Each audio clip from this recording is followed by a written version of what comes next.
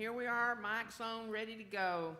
It is now 5 p.m. and this is our City Council workshop for March the 27th of 2025. Meetings are available to watch on our YouTube channel. Search for the City of Bruceville-Eddy and click the subscribe button. Please mute your phones and computers to avoid any interference during this meeting. I do want to let y'all know that we have a council member and his grandmother is having surgery, emergency surgery. So if I call for a recess quickly, then that means that he got a phone call, so he's going to have to take it. So I just want to let y'all know that if I call for that recess, okay? We want to thank Pam Combs, our city secretary, and Jamie Rodriguez, our water department. To my left, Councilman Wiggins, Councilman McGruer, our city administrator, Kent Manton, and to my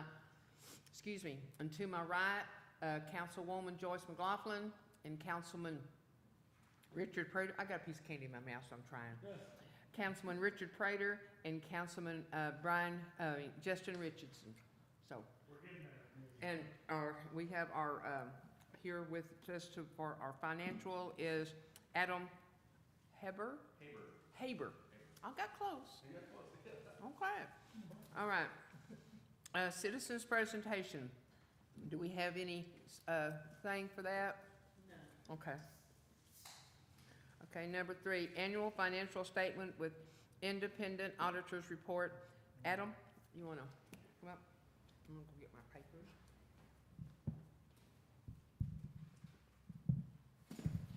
Adam, just FYI, might give you a little bit of feedback if you do it like that. Just kind of, yeah. Point them out? Yep, point them out just slightly. There you go. Can everybody hear me okay? Does everybody have a copy of the financial statement report? Great. Then I'm just going to start on page 1. And that's going to be our independent auditor's report. And that's where we give our opinion on the financial statements. And the part that I want to go over with you is going to be right there at the top of page 1, where we give our opinion. In the first paragraph, it just states that we did perform an audit of the financial statements and that we audited the major funds of the city, which is going to be your general fund and your water and sewer fund. And it also included any component units, which this year y'all had the EDC. So that was included in the audit as well. And that we audited these as of the year ended September 30th, 2024. In all material respects, the respective financial position of the city as of September 30th, 2024. And what that's saying is that we're giving you a clean opinion on the financial statements. You want to know what a clean opinion is accurately, and that they were in full compliance with any applicable accounting standards and reporting standards. So nothing to report there, no issues or anything there. So clean opinion, that's what you want. With that, there are 2 schedules in the financial statements that I want to go over with you. And that's going to be on pages 8 and 9. And I chose these 2 schedules because I think they'll be the most meaningful to you for a couple of reasons. One is that it kind of gives a good condensed snapshot of the city as a whole, and it's in one report. 2, it's in comparative form, so you can kind of see the differences or the changes between 2024 and 2023. And it also divides it out between the general fund and the water and sewer fund, so you can kind of see them separately and you can see them all together. So I get a good condensed snapshot of the city as a whole. I'll be brief. I'll go over page 8 first, which is going to be your assets and liabilities of the city. The first 2 columns are going to be your governmental activities. That's going to be your general fund.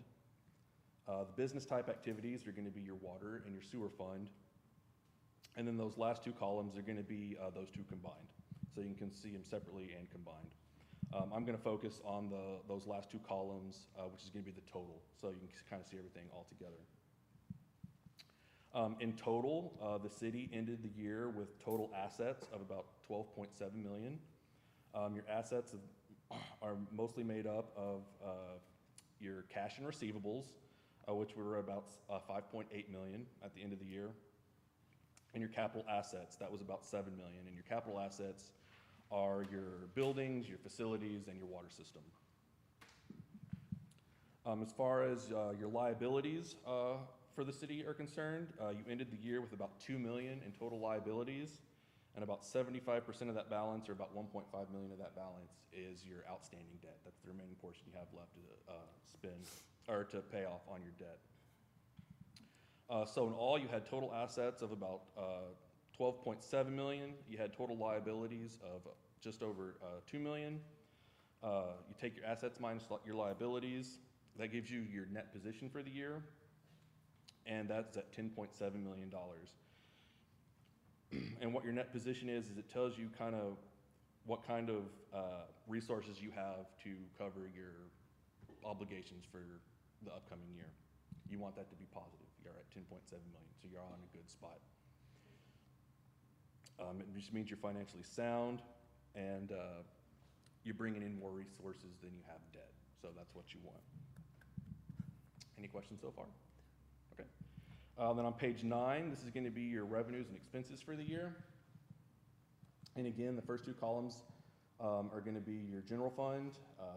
The next two columns are going to be your water and sewer fund, and then those last two columns are going to be the city as a whole. The city as a whole for the year had total revenues of $4.1 million. 1.5 of that came from the general fund, and 2.6 of that came from the water and sewer fund. In the general fund side, most of that revenue is coming from your fines and fees and property taxes, both of which increased during the year. Property taxes mostly increased because the tax base itself increased. The tax rate remained the same, but the tax base increased, so that's why you're seeing the increase in property taxes. And then on the water fund side, you saw an increase in your total revenues in your water fund side, and that's due to the COVID grant funds y'all received in 2022. Y'all have been holding on to those for a couple of years, and y'all found a project that you wanted to use those for. Y'all used those in 2024 for that water improvement project, so we recognized those grant funds in 2024. So that's why you're seeing the increase in total revenues for the water fund. Total expenses for the year were at $3.3 million. 1.3 of that was in the general fund, and 2 million of that was in the water fund. Your biggest expense on the general fund side is in your public safety, which is going to be basically your police and your court. And then on the water fund side, biggest increases in expenses on the water fund side were from payroll and insurance. So you had 4.1 million in total revenues. You had 3.3 million in total expenses for the year. There you had a surplus of revenues over expenses for the year of just over 805,000. And again, that's what you want to see. You want to see a surplus. You don't want to see any deficits. I'm happy to say that you saw surpluses of revenues over expenses in both the general fund and the water fund side. It just means when you see surpluses, it means you're managing your revenues and expenses well. You're not spending beyond your means. And it also, when you're seeing surpluses in your funds, it just means that they're self-sustaining, meaning they're not dependent upon one of the other funds to kind of cover any shortfall that they have. So as I said, both funds had surpluses, so no issues there. That's pretty much all I have for you. To sum up, again, clean opinion, no issues, nothing bad to report. Okay, That's what I have for you. Anyone have any questions for him? No? Well, thank you. We've done a great job. Thank you. Thank you very much. Yes. We like thank to hear you, the Adam. good stuff. Drive safe. Thank you. Yes, yeah, It's it's rough wet out out there. I don't know which way you're going, but going towards Temple, it was wreck after wreck. Yeah, I know. That's the way I'm going. Yeah, be careful. Bye. Okay. Number 4, regulations of junk recreational vehicles, RVs. Council to discuss and consider the creation of a junked recreational vehicle ordinance or other methods to address surly inoperable RVs that are a threat to the health and safety of the general public, including those that are damaged beyond repair and unable to be properly secured, show signs of significant water penetration, have rotten tires, and a harborage of nuisance causing insects and rodents, or any missing vital components necessary for the safe travel. Okay, Kent? Mayor, council, I can certainly provide an overview of what we're discussing tonight if you find that helpful. Otherwise, I think you've discussed this a couple times back in January, so I'm happy to cede the time to y'all for discussion. Anybody have any objections or thoughts on that? Okay. Yep, okay, we'll wait till it comes on agenda, okay? Anything else? Anybody else want to say anything? Okay, all right. Or we want to discuss it? Go ahead. You guys down there talking, y'all want to talk about this? No, he started off gonna say something. Oh, no, you thought he was gonna say something? Okay, all right. Yeah, no, you go ahead. Go ahead. Oh, you got the microphone. Oh, it's only because you pointed at it. It got scared. So anyway, okay. In the packet here, there's a brief that I submitted with my review of, in response actually to the questions in number 4. It's asking for the creation of a new law. I don't think it's necessary to create a new law when we have a very effective law on the books.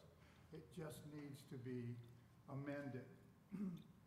There's some of the language in there that's extremely restrictive as far as enforcement, and it excludes a number of vehicles that are identified by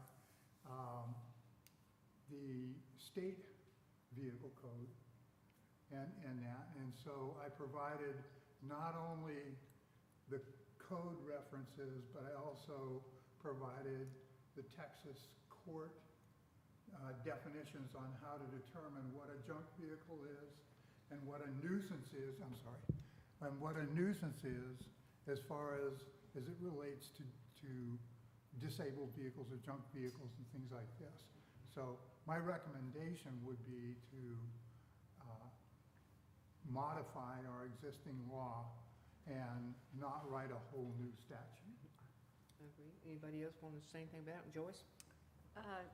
Just some information that I want to put out, because, and I agree with you, Mr. McGrew, I read your report. To have this ordinance, number one, we have, like you said, we already have ordinances that cover a lot of what needs to be covered, but we need to include RVs due to the urban blight that we have in our area. You can drive through town, there are areas that have some urban blight, and that's my reasoning for even submitting this, is because I've driven around and we need to fight urban blight in our community. And I just wanted to read what studies say about it so that we can be informed, the community can be informed, and the council can be informed. Blight is a deteriorated condition caused by any number of circumstances that worsen over time due to human neglect and disinvestment. Neighborhoods exposed to blight are at an increased risk of various economic, social, and physical health disparities. Historically, blighted neighborhoods also have higher rates of crime and illicit drug activity. Now, this is from the CDC and the EPA. Blighted conditions from deteriorating and neglected housing, businesses, and industrial sites negatively impact the visual aesthetics of the urban environment and create safety concerns. Dumping of residential and industrial waste in these areas contribute to air and water contamination and can create environmental nuisances. Structures in disrepair can be a safety hazard as they deteriorate. Unkept yards can attract vermin and other animals. Blighted areas are associated with lead poisoning, public safety risk, health issues. Neighborhood blight has been found to be a solid predictor of increased high-risk sexual behavior, crime, drug use, and premature mortality due to malignant neoplasms, diabetic, homicide, and suicide. Failure to address neighborhood blight contributes to decreased property values and discourages business development. Decreased property values mean less tax revenue to support issues relating to health care, public safety, and other public services. A compounding effect arises because people prefer to build new properties rather than reinvesting and rehabilitating existing properties wherever blight is present. A study done by Dickinson College in Pennsylvania found that many times property taxes sometimes have to be increased on owners who maintain their properties to make up for the lost revenue in blighted areas.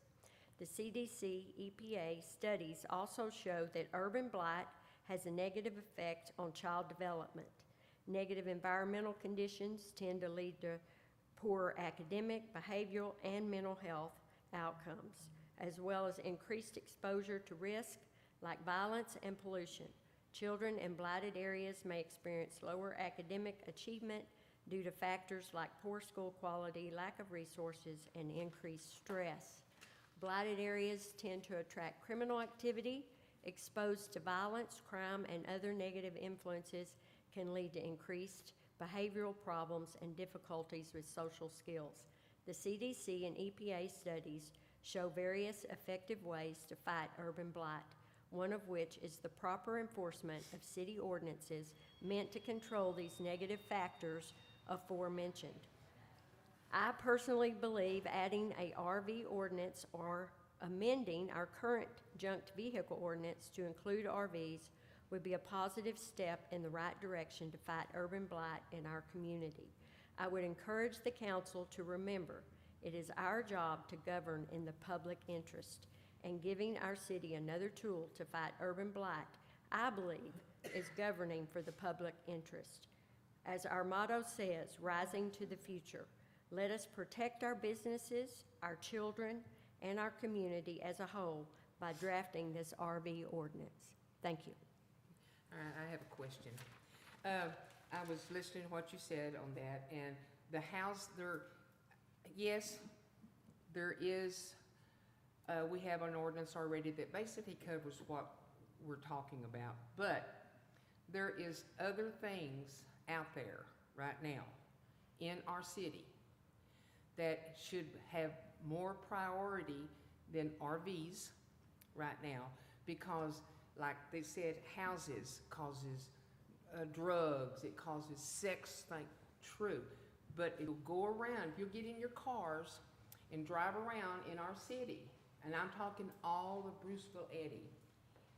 You got buildings that are falling down. You got carports that are leaning over to the side, and that is more of a danger to our children and to our health than an RV that might not look pretty, because they could get in there and start playing in that building and go ahead and fall down on these kids. You know, if you're in your backyard, you got an RV or a trailer or something in your backyard, usually you can see if anybody gets in it. And as far as bugs and stuff right now, with our sewer going in, it's pushing everything out of the pastures into everybody's house. And most people that live in, like my daughter, most people that live in, I'm gonna use her as an example because she's my daughter. She lives in a trailer house, and all the field mice and stuff are coming in because they go underneath the skirting of trailer houses. They don't go underneath the houses' concrete slabs, but they'll go under everybody's house that has skirting on it. I have been driving around, and luckily, there is something, I mean, trees have fallen down and fallen over on top of buildings. They have fallen on top of garages. And then the kids are out playing in this area, and that is more dangerous to a child's health and well-being than an RV. That's my personal opinion. You can take $2 right now. I've raised it up because of the cost of everything, but you can't buy nothing with that. but that's just my opinion, and I think right now we need to kind of look at other things in our city to try to get fixed than just an RV. Mr. Wiggins. I thought the subject at hand was Turn your recreation. mic on, sir. I thought the subject at hand here on the agenda was regulation of junk recreation vehicles. It was, sir. You're getting but off she mentioned- topic. She mentioned houses. No, sir, I did Yeah, not. She did, when yeah. she was reading her stuff, she mentioned houses. Yeah, So that opened up the door for me to walk in. I disagree. But anyway, I'm sorry, I still got the floor. I believe that, Mr. Graham did a lot of work on He did. this and commend him for a job well done. And he's not rewriting it, he's just amending it. Amended it. And I see nothing wrong with the amendments he made. I think he did an excellent job. Thank Yes, you he for did. doing that, sir. We did. You Yeah. just do fine tuning it, and that's what I told our city administrator, that's what we needed to do to this code, is just do some, keep what we got and just do some fine tuning, not to rewrite it. Okay, Mr. Prater. I'm just gonna be short and simple. Y'all's rights end at my property line. Y'all's rights end at my property line. Plain and simple. That's why people don't wanna live in HOAs, because HOA tells you how to live. Amen. I mean, your rights end at my property line. I'm not going to your house and telling you that you can't build something in your backyard and you can't Amen. have something in your backyard. People got these old cars, that they fix up, and the patina on them, they actually go in and clear coat over the patina because that's what some people like, is the old distressed look. And who am I to say what you should like and what you shouldn't? So your rights should end right where my property line begins. You don't have no right to tell me what I got to do in my yard. That's my opinion. Take it for what you want. Okay, good discussion. Can I, Mr. McGraw? Okay. Mr. real quickly Okay, to McGrew. respond to Richard, you're absolutely correct. However, the Supreme Court, and I'm gonna give you a very common ruling, your rights end where public peril begins. That's Justice, now I forgot his name. Anyway, there are things that you can't do if it is, in fact, a danger to others. I understand that you have a right to maintain your property and to keep things on your property, but when they become a nuisance to people, a nuisance in that, as defined as a danger, okay? And I'm gonna read you something just so you know where that should actually lie, okay? The state law defines a public nuisance as keeping, storing, or accumulating refuse on property in a neighborhood unless the refuse is currently contained in a closed receptacle. Keeping, storing, or accumulating rubbish, including newspapers, abandoned vehicles, refrigerator stoves, et cetera, okay? Within 300 feet of a public street is considered a public nuisance. Public nuisance then becomes actionable under state law, not our law, okay? And so therefore, the state has determined, and the court has upheld the fact, that if you cause something to be there where people are going to be injured, or could possibly be injured. Now, the court said an attractive nuisance, that's the danger, is defined as a dangerous condition on a landowner's property that particularly attracts children into land and poses a risk to their safety. That was expanded, actually, that it would attract anyone to that property. And the Supreme Court of Texas stated the rationale behind the attractive nuisance doctrine is that a device of unusual attractive nature may be especially alluring to children, now expanded to adults, and to create conditions which are hazardous to the public or invite unwanted behavior. Okay, so I understand what you're saying. I have stuff on my property, and I don't want people wandering all over my property saying, I don't like the kind of grass you're growing, okay? But when my grass causes a problem to the people around me, then there's an issue. And when you get to the amendment in the ordinance that I had, we've had this ordinance for a long time. It just excluded a number of things which could be a hazard, okay? And so therefore, I would say that we need this ordinance just to expand to those things that were forgotten or excluded when we originally wrote these rules. Okay, Well, Mr. Richard. yeah. Oh. No, I'll let Mr. Oh. Prater go. Okay, Mr. Prater? I'm patient, I'll wait. Okay, all right. Mr. Prater? Yeah, this is, if it's a danger to the public, well, the public don't need to be on my land. That's private. So if the public comes on my land, I have a no trespassing sign up that covers me for my, whatever I have on my property. So there shouldn't be any public on my private land. I can understand in public, yeah, you got a trailer on the side of the road that's broke down in public, yeah, you give them the 72 hours and you can get it out of there. We already got that ordinance. But if it's on my land, the public shouldn't be on my land, period. And I have signs up for that. And as for kids coming over my property, that's not my responsibility to look after your kids. That's your responsibility. Unfortunately, the court doesn't see it that way. Well, One at a time. The court can say whatever they want to, but it's not my responsibility to keep up with your children. I've done a good job in my life keeping up with my own children. And if somebody can't keep up with their children, that's on them. We got laws for that, for them letting their kids run all over other people's property. There's already a law in place for that. All I'm saying is your rights end at my property line. Yes, sir. Mr. McGuire, you have another question? Oh, I was just, Oh, I think Richard said. now, you ready, sir?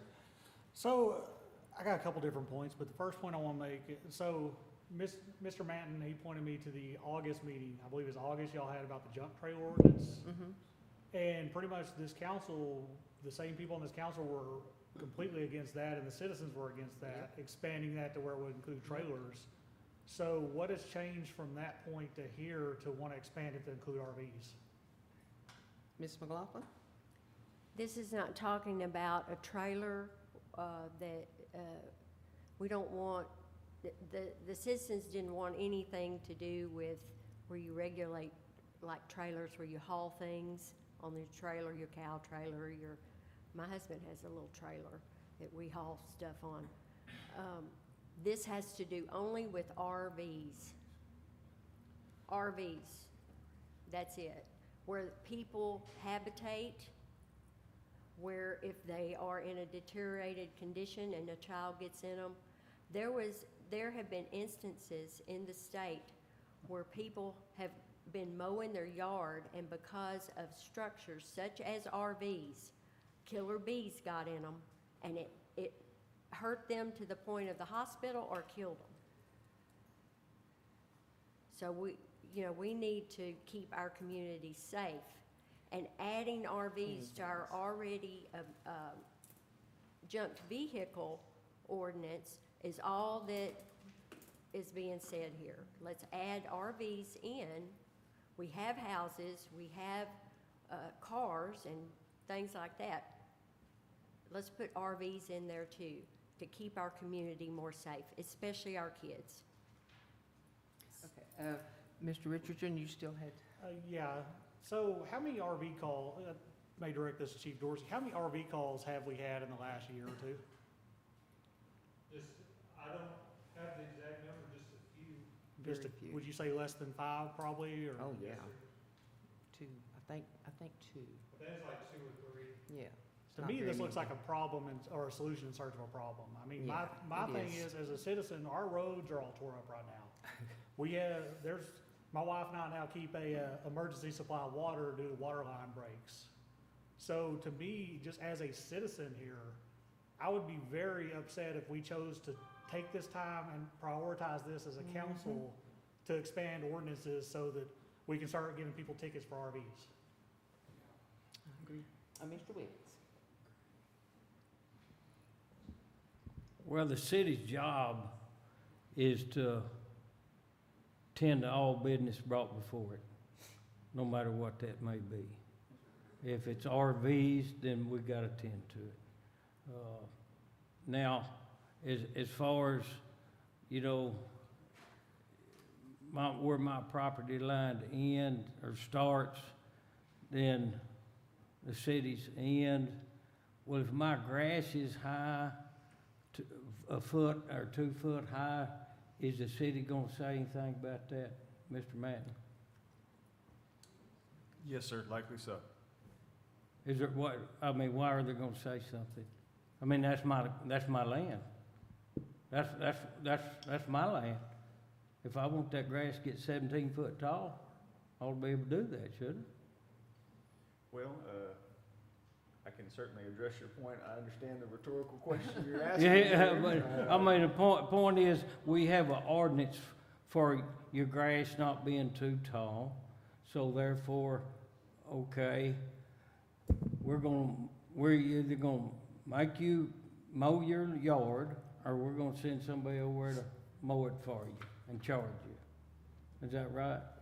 That's correct. That would be Okay. a worst-case scenario. Right, worst case case, scenario, yeah. that's right. And we have other ordinances to keep things orderly, you know. I mean, that's the whole intent of this whole thing, and it's came before us about, it don't matter whether it's 15 or 1 or 2 RVs in this case that we have an issue with, we still need to deal with it. Because down the road, we might have more, you know. So I think we're gonna have to deal with the issue and put it to rest and move on, you know. That's all I got to say. Thank you. Okay, Mr. McGrew? I'd just like to add that, I'm just piggybacking on what Mr. Wiggins is saying here. We recently brought an action against a person for the condition of their property. It was on their land. Their house was a danger to the public. We brought an action for that, and now we're saying that, well, this is private property, and what's on my private property, you don't have a right to do anything with. Either we do or we don't. May I answer that one, sir? And then I'll get to you, sir, I promise you. The house that we done action on that, their house was condemned. We actually knew and actually caught and actually seen going out there in person and seeing raw sewage on the ground and stuff. So that was actually seen. But I believe the argument here is not that why we brought the action, but in fact, that sewage was on their property, Okay. not city property. It That's wasn't true. on It public was, it was property. personal property. It didn't encroach on a neighbor's I property, think that's right. okay? So the argument, like Mr. Wiggins was pointing out here, is, okay, you have limits of your property, and if your property constitutes a hazard to the public, and to what you're addressing there, it's a hazard to the public because that's raw sewage, which is gonna contaminate the ground, and so therefore we have a right as a community, as a city, to abate that issue, okay? And so in this ordinance here, we're not really changing a lot other than we're including additional vehicles because the vehicle code, when you say vehicles, the vehicle code parses out vehicles and towable RV. Yes, sir. So it's two separate ordinances, and I'm combining that. My recommendation is to combine that under one ordinance and say a vehicle, as we are describing, okay, to include towable vehicles. And that's all it is, okay? And that would satisfy the junk vehicle ordinance. Whether we can go on somebody's property to abate that, the photograph that you showed me there is if it's within close proximity. When we first brought this up, there was a photograph. That is a stock photo. Yeah, That we- one is not located in the city limits. But That my is point not- being, yeah. that vehicle, should it be in our city, okay, as Mr. Prater is saying, that's on their property. So if it's on their property, we shouldn't have a right to go in there and do anything about that on their property. I see that as an attractive nuisance, and the court has said that that attractive nuisance, even though the person trespasses to come on your property, the court has said the attractive nuisance is what drew them on there, either the availability to do drugs, the availability to hide from as a criminal, or conduct criminal activity, things like this. The court has already said that. So we're not changing what the court has already decided. Right, and I So that's agree. my point. I agree. It just needs to be fine-tuned. Okay, Mr. Mr. Richardson? Prater can go ahead. I'll Okay, go Mr. after Prater? him. So what we're saying is, something that's on somebody's property and they wanna go destroy it. So like right now, people are tearing up Teslas. So are we gonna say that nobody can have a Tesla in their yard because it's gonna attract somebody to come tear that up? Tear it up. Because that's what they're doing right now, they're tearing up Teslas. You know, and what is a Tesla inviting? You know, that person that bought that Tesla, they didn't do it to invite somebody. That's on somebody else that comes over and gets into your property and tears something up. Unfortunately, the law says you can't anticipate a crime. Right, but here we are trying to make an ordinance that's gonna anticipate somebody to come vandalize this trailer that already, as by y'all say, don't look good. We're picking and choosing by the look of something, and, I mean, say there's 50 people in town that's allergic to strawberries. Are we gonna allow everybody not to plant strawberries on their property because it's a health hazard to maybe somebody coming in? I mean, where's this stop, is where, people tell me every day, they're tired of people telling them what they can do with their land, and with their property. What looks bad to you may not look bad to me. I'm a redneck, I like the patina on things, that's what I like. But y'all are trying to tell me because somebody else don't like it, I shouldn't have it on my property. And I think that's overstepping our bounds of what we're supposed to do. Now, if it's a health hazard, then let the state come in and do something about it. But I don't think we need to be stepping on people's toes and telling them what they can have and what they can't. It's overstep of our authority, I think. That's my opinion. It should just go to vote, and whoever votes for it, you'll have to stand up to the citizens next year at election time. That's. All right, I just want to say one thing about the statement that was made that, you know, you have these rundown RVs, or you have something that doesn't look livable, or it's trashy looking and stuff like that. It's going to accumulate drug dealers, and it's going to accumulate sex trafficking. I have been working for McLennan County for 30-something years. And trust me, I have been in some fantastic homes that would make mine look like an outhouse. And they were drug dealers and sex traffickers. So it has nothing to do with the way a place looks to get drug dealers and sex traffickers. They can go anywhere they want to. It doesn't matter. So we gotta understand that, you know, we're throwing out some things here that is getting us way off of the topic. What the topic should be is this ordinance that we already have. We do not need to rewrite it. We need to fine-tune it, like Mr. McGruer said. That's what we need to do. We don't worry about the sex traffickers or the drug addicts, because trust me, they're gonna be here or not. Don't worry about the crime, because every city has crime. At one time, the city of Bruceville-Eddy, and it had nothing to do with a travel trailer or an RV, we were the highest crime rate in town, because we had 3 murders in less than 3 months. So, you know, crime's gonna go wherever. It has nothing to do with what somebody lives in or what somebody has in their yard. You know, I mean, I'm serious. We just need to fine tune it. Joyce McLaughlin. Mayor, with all due respect, yes, crime is everywhere in every socioeconomic level, but studies show, I just read the studies, from the EPA and the CDC that in blighted areas, crime and sex crime and drugs are higher. They're higher in those areas. And it's a city's responsibility to protect our community from blight. Our citizens need to be protected, and one of the ways, not the only way, is to have good, sensible ordinances in place that are enforced by our code officers. And that's all that I'm trying to get done. Okay.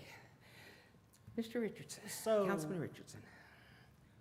So Mr. Wiggins made the statement that it doesn't matter 1, 2, 15, 20. It does. If one person complains about speeding down West Third, are we dropping the speed limit to 20 miles an hour? I mean, all it takes is one to cause an accident. And referring to Councilmember McLaughlin's point about urban blight, those studies, I'm pretty sure, weren't in a small town with one junk RV behind somebody's house. If you want to look at urban blight, you're talking about neighborhoods, you're talking about inner city, you're talking about some of these rundown areas of the county where everything's like that. And if this becomes an issue down the road where we start having where it starts looking like urban blight, absolutely, we can go back and fix the ordinance.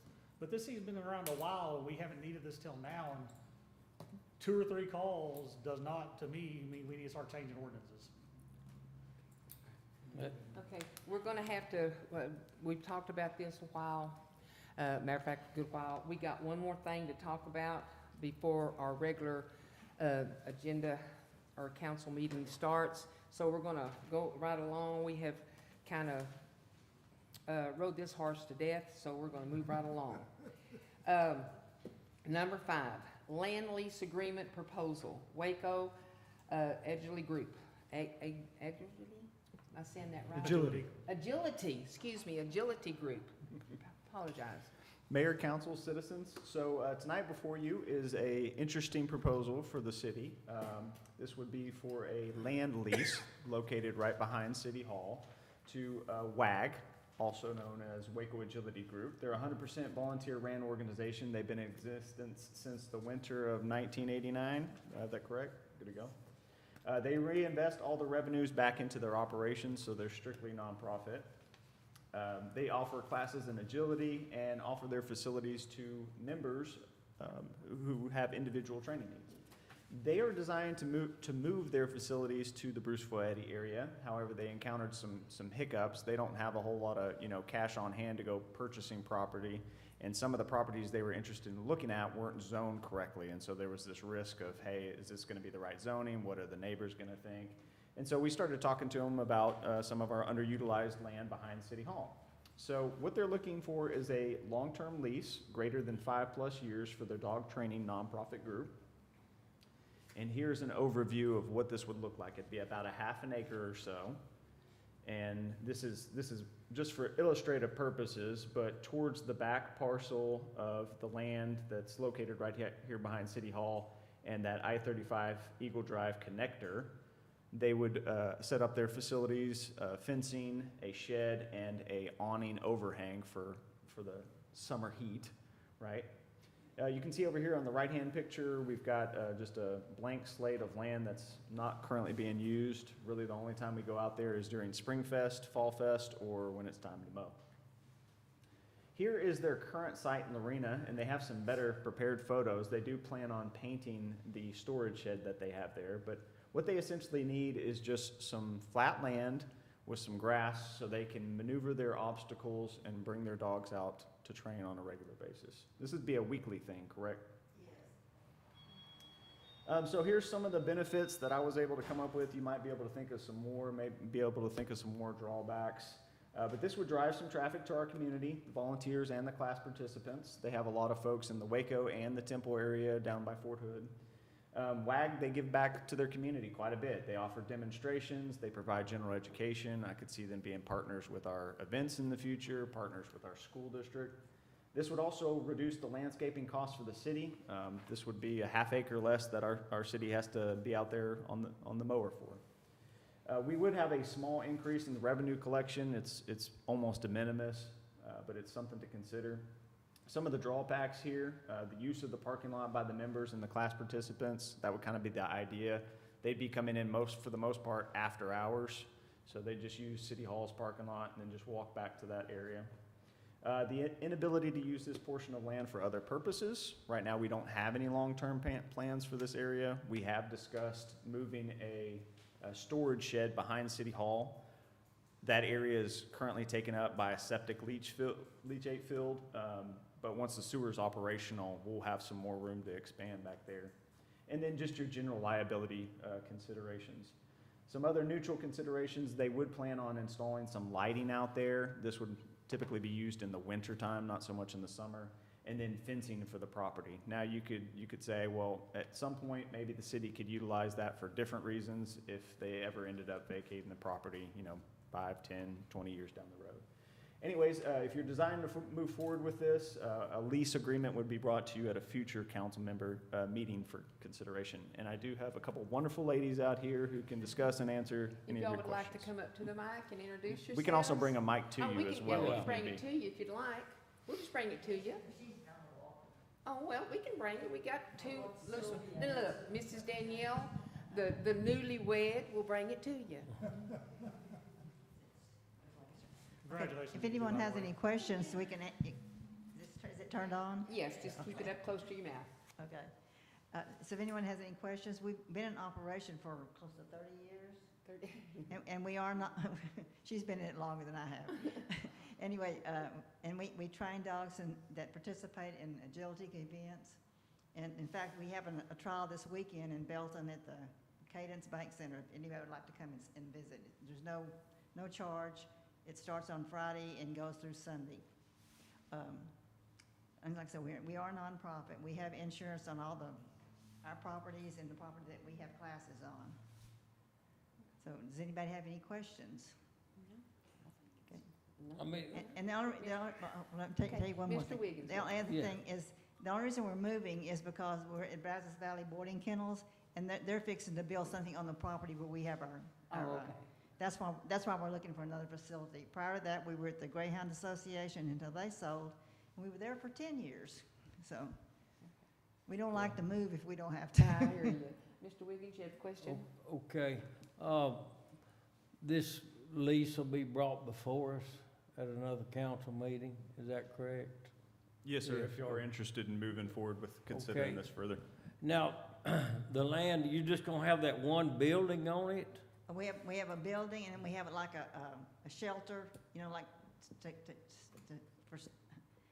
Is it portable shelter? No, type? well, yeah, a building, we moved it there from the Greyhound Association. Okay, And- okay. And is the area fenced? Yes, it's fenced around, and the dogs are in the fence, they don't run loose. Right.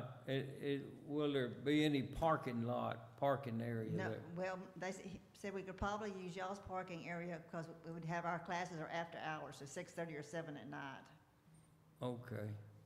Yes, ma'am. Okay, way I understood this when I was talking to the city administrator, Kent, that y'all would have dog kennels there for dogs to stay in, but no overnight visitors. They are when you're training, like you have two and you're training one stays in the kennel while you're training that one. Yeah. And then that one will go home or go back into the kennel till their family picks them up, and then you train the other one until the family Well, comes, but no overnights. No, we no overnights, and the actual handler, the handler is the owner of the dog. Okay, And it's not kennels, they're crates. the crates, And okay. they can be folded up if we needed to. Yes, ma'am. Okay, I just was Yeah, just yeah. clarifying Yeah, that. we don't breed dogs and do that kind of stuff. Yes, ma'am, I understand. Thank you. So there's no animals overnight that'll be No No, sir. staying? overnights. Okay. They're only there, they come for classes, and our members, home. if they're a member of our organization, if they want to come out and train their dog, they can do that without a class. Okay. All right. Thank you. Okay, If you have Mr. dogs, we Prater? could train your dog. Okay, Mr. Prater? Not too long ago, I had a friend of mine that had some property right over here on Eagle Drive, and right there on the curve, and they wanted to put up a shed so that he could put his lawnmower in and his stuff to keep the grass down. And the city told him that you couldn't have just a shed on a piece of property. Now, I don't know the truth about that. What is our, do we have an ordinance that says? I hadn't heard that one. I don't That's know new what- to me, sir, let me. No, sir. Mr. Matt. There's Yeah, no I limitation don't know for why that. they would've told him that. It was Okay. Josh Patterson's place right there Yeah, next to it. Yeah, I'm not sure of the He wanted circumstances to put on up a that. shed so he could leave his lawnmower over and mow his grass and stuff, and we told him that he couldn't do that without a structure on the house, on the lot. I hadn't heard that. You one. couldn't put up That's- just a shed Yes, sir, okay. without He a. needs to come back and talk to us about it, because I don't think there Well, was I an think he ordinance for sold that. it probably. Oh, okay. but- I Mr. just wanted- Richardson? I just to verify, ma'am, y'all do check like the shot records and all that of the dogs y'all bringing out? We do what? Check the shot records of the dogs and all that, just, Yes, they can't take classes unless they produce those. like I said, I assume that, but I wanted to just verify. Oh, yeah. Thank you, ma'am. We don't want any sick dogs or spreading No. anything. Yeah, that's kind of, I understand. Thank you. Okay. Okay, anybody else have any questions? Anybody from the citizens or anything? Okay, all right, well, thank you very much. Thank you. You want to put it back? Thank you. Thank you, Miss Danielle. Okay, number 6, Make a motion to adjourn. okay. It second. is now 5:51 and the workshop is now closed. We'll continue at 6 o'clock for our regular council meeting.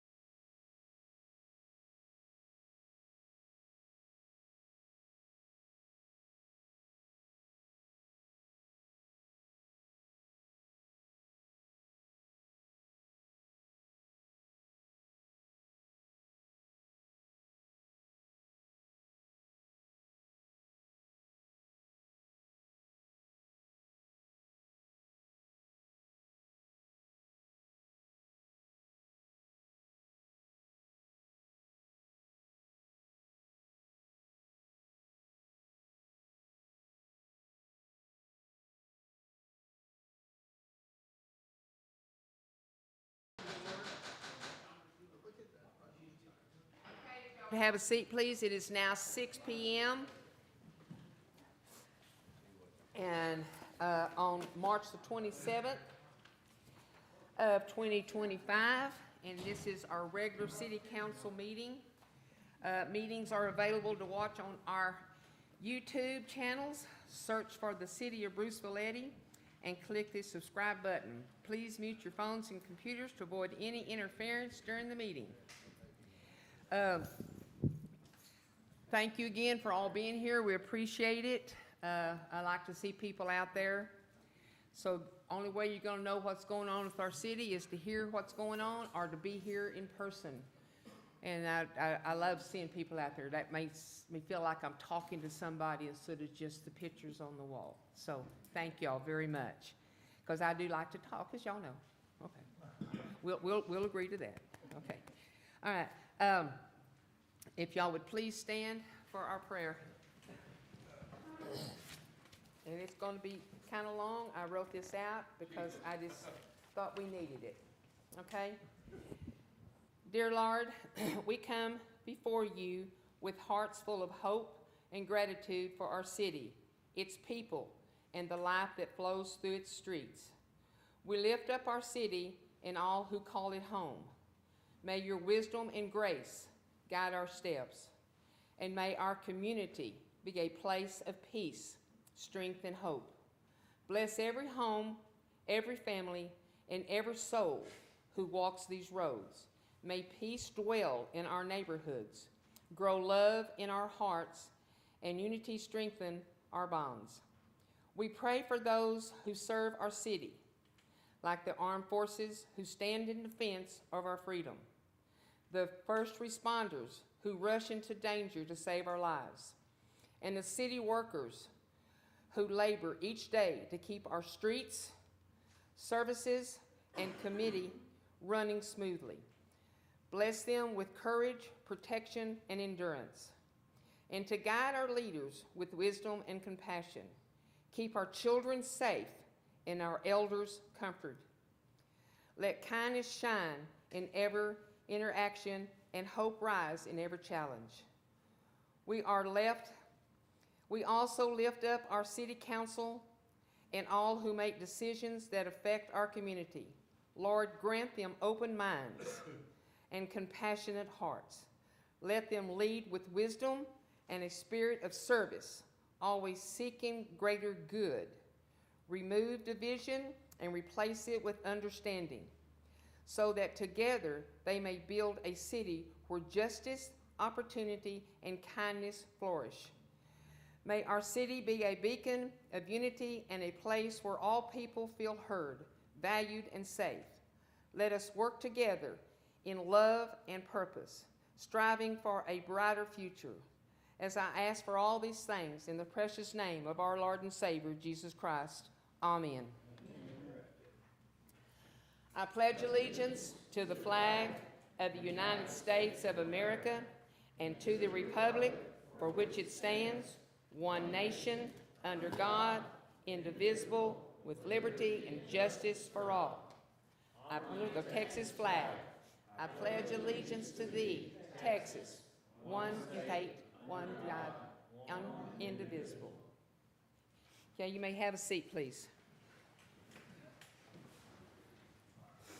All right. I want to thank Michael Dorsey, our Chief of Police, in the back for being here. I want to thank Pam Combs, our City Secretary. And I want to thank Mrs. Rodriguez, our Water Department. And I want to thank Mr. Wiggins, our councilman up here to my left, and Councilman McGruer, our City Administrator, Kent Manton. To my right, Councilwoman Joyce McLaughlin, Councilman Richard Prater, and Councilman Richardson. And, oh, and also Gene, our water man, that keeps, one of our city workers that keeps us going smoothly, okay? So I want to thank you all for that. Also, I have, get all my papers, man. I just want to say something as a reminder for all those in attendance tonight. All persons addressed in the city council, including the city administrator, other staff members, or members of the public, shall be recognized by the presiding officer, one at a time, and shall limit their remarks to the matter under discussion. Speakers should approach the podium for comments. A microphone can be brought to a seated location if you are unable to come to the podium. No staff member, other than the staff member having the floor, shall enter into a discussion either directly or indirectly without permission of the presiding officer. All remarks and questions addressed to the city council should be addressed to the council as a whole and not to any individual member. Likewise, council members should keep their comments directed to the discussion at hand and should refrain from naming any specific individual or property. So I want to get that out there. And then I got one more thing I want to read, and it is our code of ethics. Any officer, whether elected or appointed, who has either a personal or a private interest in any matter pending before his committee or board shall disclose such interest to the other members of the committee or board and shall refrain from discussing the same with any other member of the committee or board and shall not vote thereon.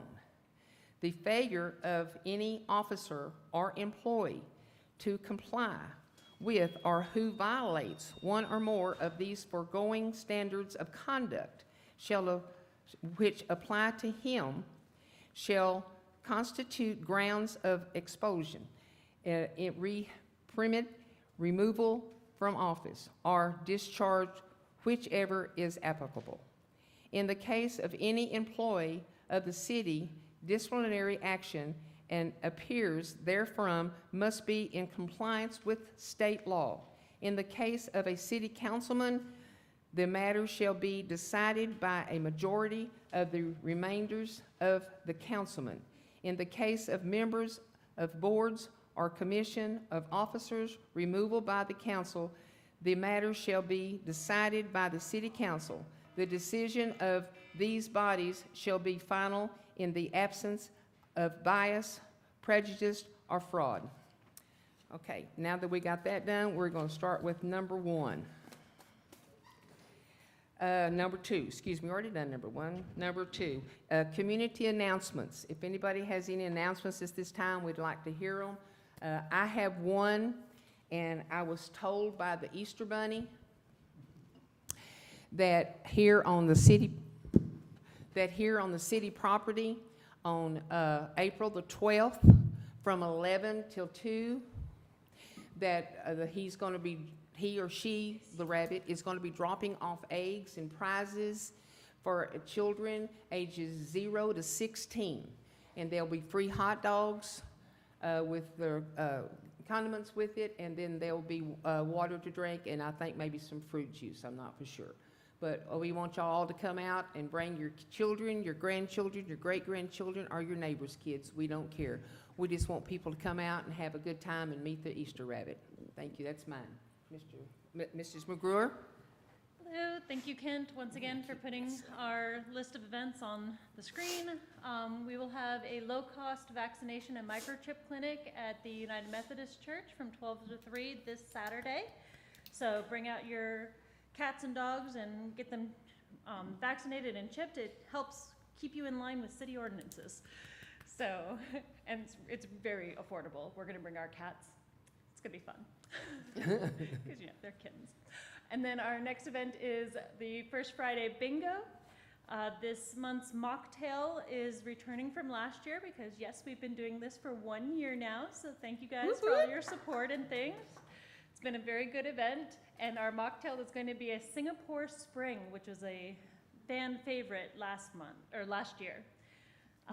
And then we will also have our third Saturday vendor fair on the 19th from 10 to 2. So if you're a vendor and you haven't signed up, get with Cherie McGruer. She'll sign you guys up. Thank you. Thank you. All right. The other Mrs. McGruer. The other Mrs. McGruer.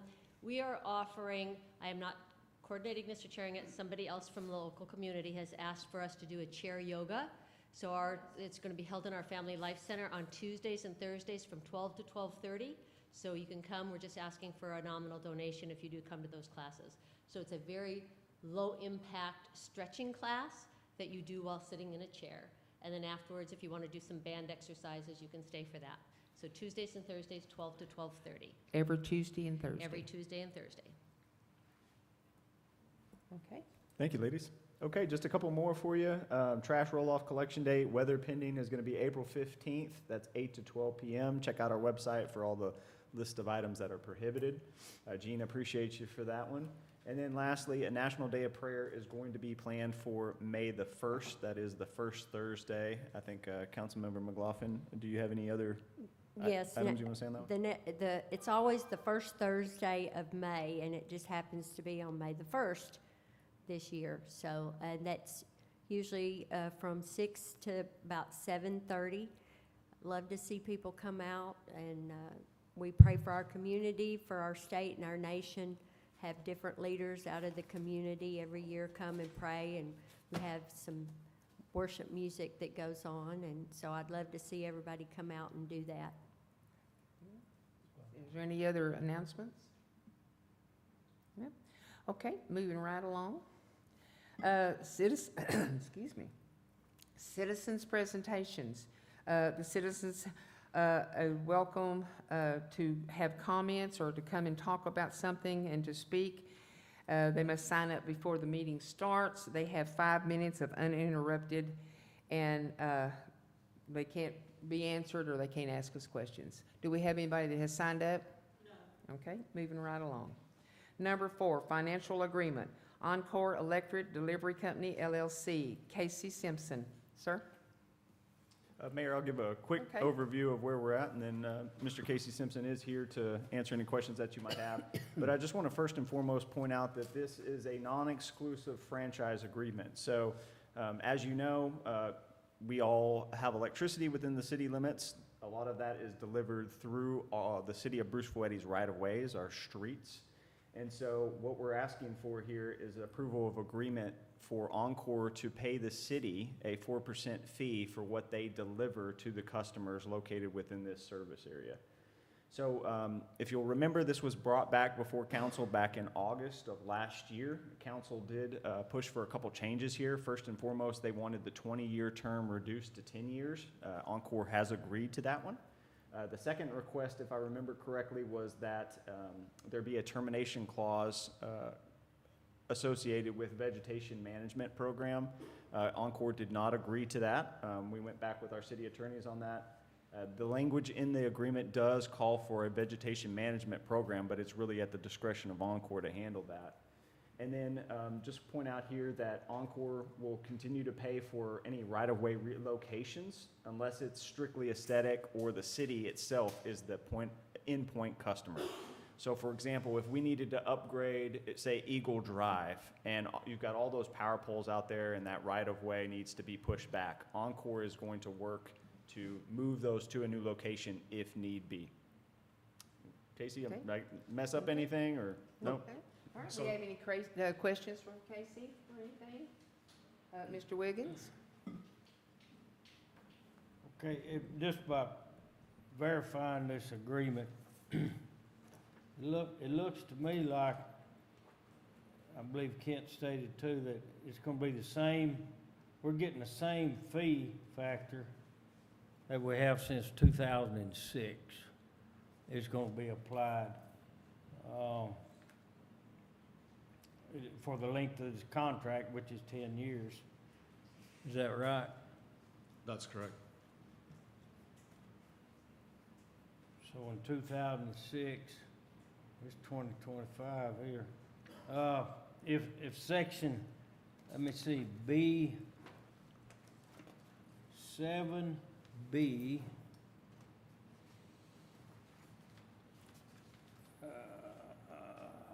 me get it. 7B1.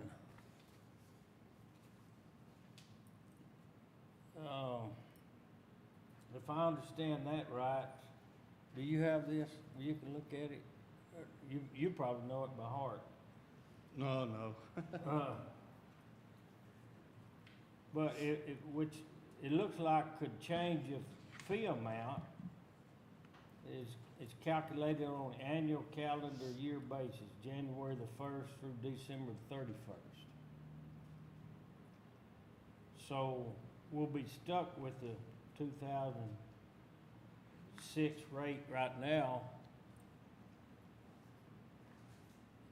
From now on till next year anyway, right? Casey, would you mind just kind of giving a brief overview of how these Yeah. utility charges work, say for a customer, and how this money gets remitted back to the city? So, I'm not sure I exactly understand your question, but when deregulation occurred, the amount of money that was paid to every city, they did the calculation to come up with a factor. You were paid at 4% when we were a completely vertically integrated company. It was pretty simple math, watt hours, or amount collected, 4% there. Whenever you went to a deregulation occurred, we essentially, the end-use customer pays their commodity piece to a retail provider, and then there are the TDSP, which is what Encore is, charges. So that, and the retail providers do not pay a franchise fee, or I don't believe they pay a franchise fee. So in order to make the city, cities a fair way of doing it, the factor that was developed based on the total amount paid and the kilowatt hours that were consumed, and that came up with a factor. So every city's was going to be different essentially, but it's still based on the 4% that was collected. The last year we were vertically integrated. So that is the factor that's going forward. Now your payment will move up and down depending on the number of watt hours that were consumed within the periods of time. If you're once a year or 4 times a year or whatever, I think you're just one payment a year. So in the 12-month period, the kilowatt hours will go up or down depending on the usage, but the factor remains the same. And that factor is established with the utility commission, so that's not a factor that arbitrarily changes, if you will. So I'm not sure if that was your question. But the factor in 2002, the factor increased in 2006 from 2002. So in 4 years, the factor increased. Correct. Once that factor increased, it increased for every city across the company, if you will. And that factor, I think the utility commission's base factor is 3%. Encore is paying 4%. So that factor has remained whatever since 2006. But even if the utility factor goes up, ours stays the same? No, sir. If Encore chooses to up the franchise factor or whatever, then every city that Encore serves would get the same thing. So it's like a Fair Nations clause or whatever. One city doesn't get something that the other city wouldn't get. There is one exception to that, and that city has opted out, and that would, I think that's the city of Dallas, but they've opted out of that, and there's some other things there. Of course, Dallas has a legal staff probably as large as everyone in this room to argue those points, but every other city, essentially, if we were to come in and change the factor for Waco, then all the other cities, the 390-something other cities would get that same increase to their franchise fee as well. But the dollar amounts will vary depending upon the amount of kilowatt hours that are consumed within the corporate limits. Okay, all right. One other thing is our attorney reviewed this and okayed it? Yes, many times there was some back and forth between their legal team and ours. Okay. Okay, so we want to take action on this, anyone? Oh, yes, we have a question on the floor. I'm Rick Edmiston, and we live in front of the main, We live on the west side of the maintenance building over on 107. So recently, Encore had a contractor come out and trim the trees along our fence line, along the power that runs to the pumps and to the maintenance building there.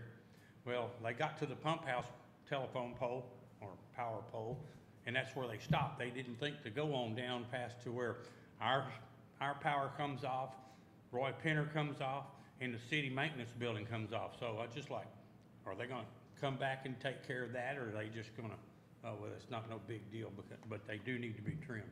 Okay, thank you, sir. Do you have a comment on that or anything? Okay, anybody else? Would you address that?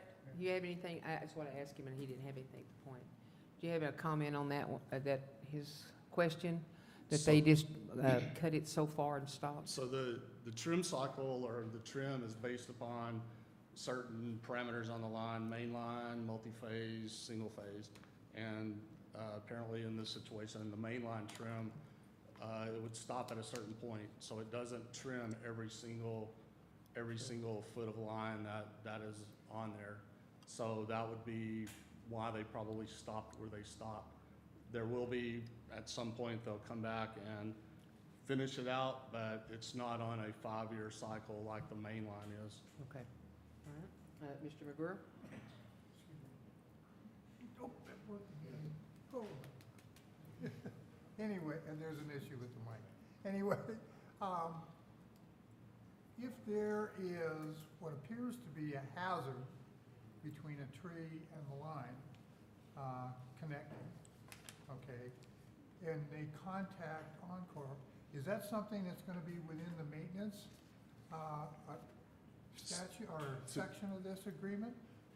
So what will happen there if we're contacted by a citizen or any customer that they feel that there's trees that are a hazard, then we send someone out to look at it, and usually it's like a service personnel. They'll look at it, and if it is a hazard or the tree is there, they'll create a work order ticket, and then that will go to our vegetation management people to monitor, and they work those as they can and as they get to them.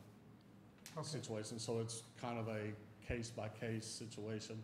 Some situations are a lot more, I guess, a lot more of an issue than others, and those obviously would take priority over the less priority ones. Okay. I know with some of the high winds we've had recently, with trees hanging over there, or actually the line going through a tree, those high winds, that's a potential fire hazard. And I'm concerned about that because citizens at least contacted me and said they contacted Encore, and it's been well over 6 months before, and they still haven't heard anything as to what's going to happen with that line. Now, maybe somebody came out and looked at it and said, well, it's not on fire yet. Okay, but I'm concerned about that, because if that's a fire hazard, then that should be addressed. And in that situation, I'm not familiar with where you're talking about, but I could look into that and find out where that is. I mean, that is something that we also do like a post-storm, or if we do have a storm event come through and we had situations to where we have repeat outages, if you will, because of trees, then what they'll typically do is they'll trim enough to get the power back on, and then they'll do a post-trim and come back after the storm as everything's settled back down, and then go back through and clean that area. Now, that being said, if there's 2 areas that are on a longer line, if you will, that are believed to cause it, they're not going to trim every single one. They may just trim those 2 areas that they think are causing that. So that's another thing too. Some people call stuff in, and it's, they trim this area, but maybe not the area that the people that called it in wanted them to trim, that sort of thing. But if you will let Kent know if what the area that you're talking about, I can look at that and see what's going on there. I mean, fire risk is something that all utility companies very much conscious of right now. Yeah.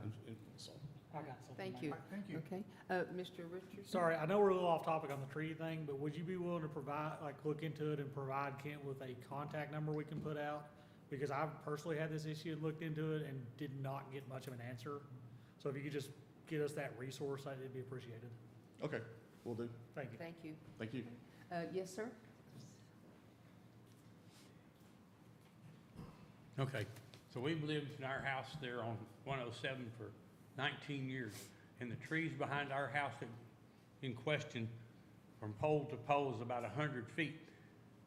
Those have never been trimmed. They have not been trimmed in 19 years. So what is the time period of cutting those trees on a single phase?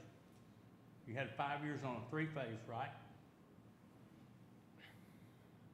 Every 5 years, y'all cut 3-phase lines? Okay. Mr. Richardson, if you would point the question. Question to us, and sorry, then we'll okay, ask, yeah. then we'll So- ask him to, Okay. okay. Sir? Single phase, the next cycle trim on the single phase is gonna be in 2028. So single phase, don't necessarily have a cycle in the past that it's trimmed on. Now we're moving more toward getting single phase and all of the lines on a cycle trim, but there'll be an extended period, more than a 5-year cycle that the main line, the main 3-phase is on for. And the reason behind that is, and it's not gonna be what people wanna hear, but the reason behind that is, we're gonna keep the main 3-phase on to keep as many customers as possible that are served by the 3-phase. And some of the single-phase lines, they'll be on a longer cycle, so they have less customers on them, so it's that deal. There's like 160 of the 3 feeders that come out of the substation here. There's like 167 miles of overhead line on those 3 feeders. Now, all of that is not directly in Bruceville-Eddy, but as it scatters out throughout into the county as well. So, but single phase is something that we're moving toward, is getting a single phase on a cycle trim, whereas in the past they had not necessarily been on a cycle trim.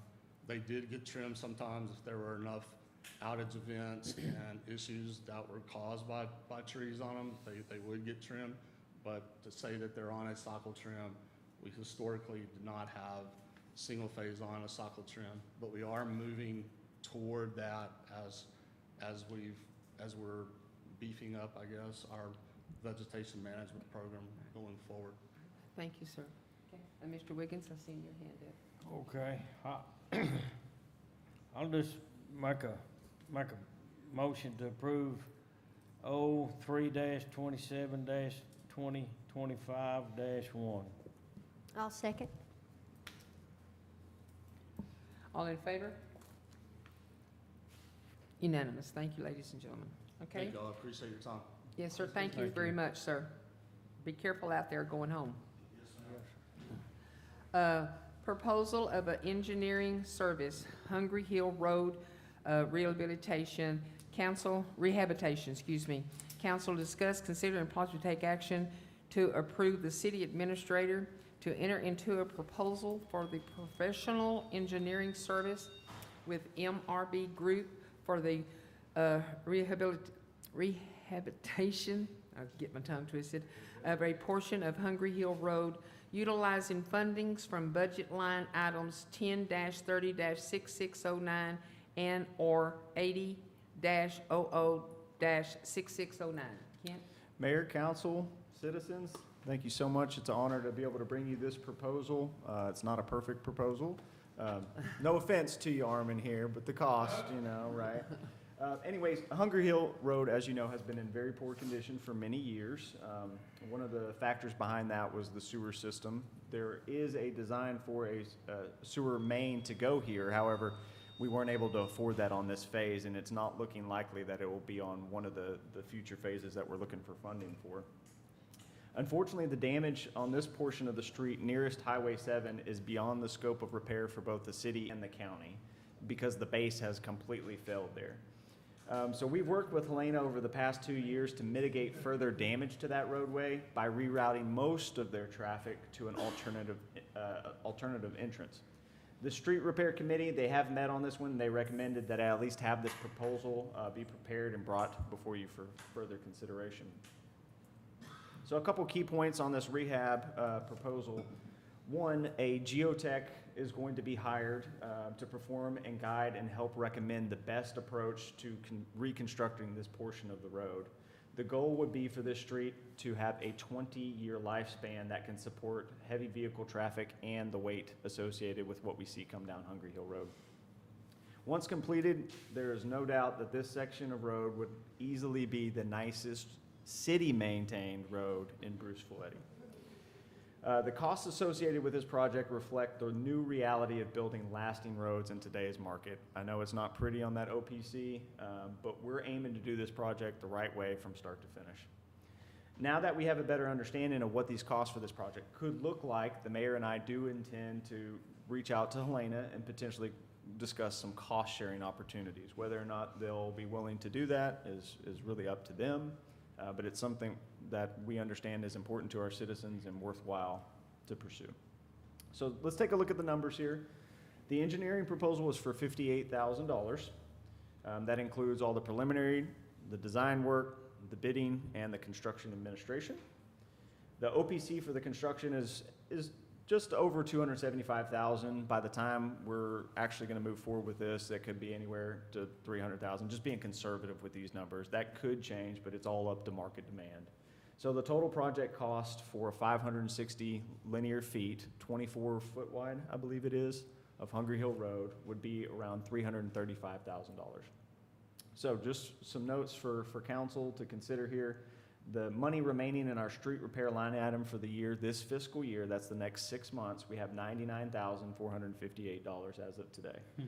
The money built up in our street maintenance sales tax fund right now, and that's the voter-approved fund that was specifically for the maintenance of existing roads. We've built that up to $34,439. Well, I should say you've built that up. Thank you for all your purchases out there, right?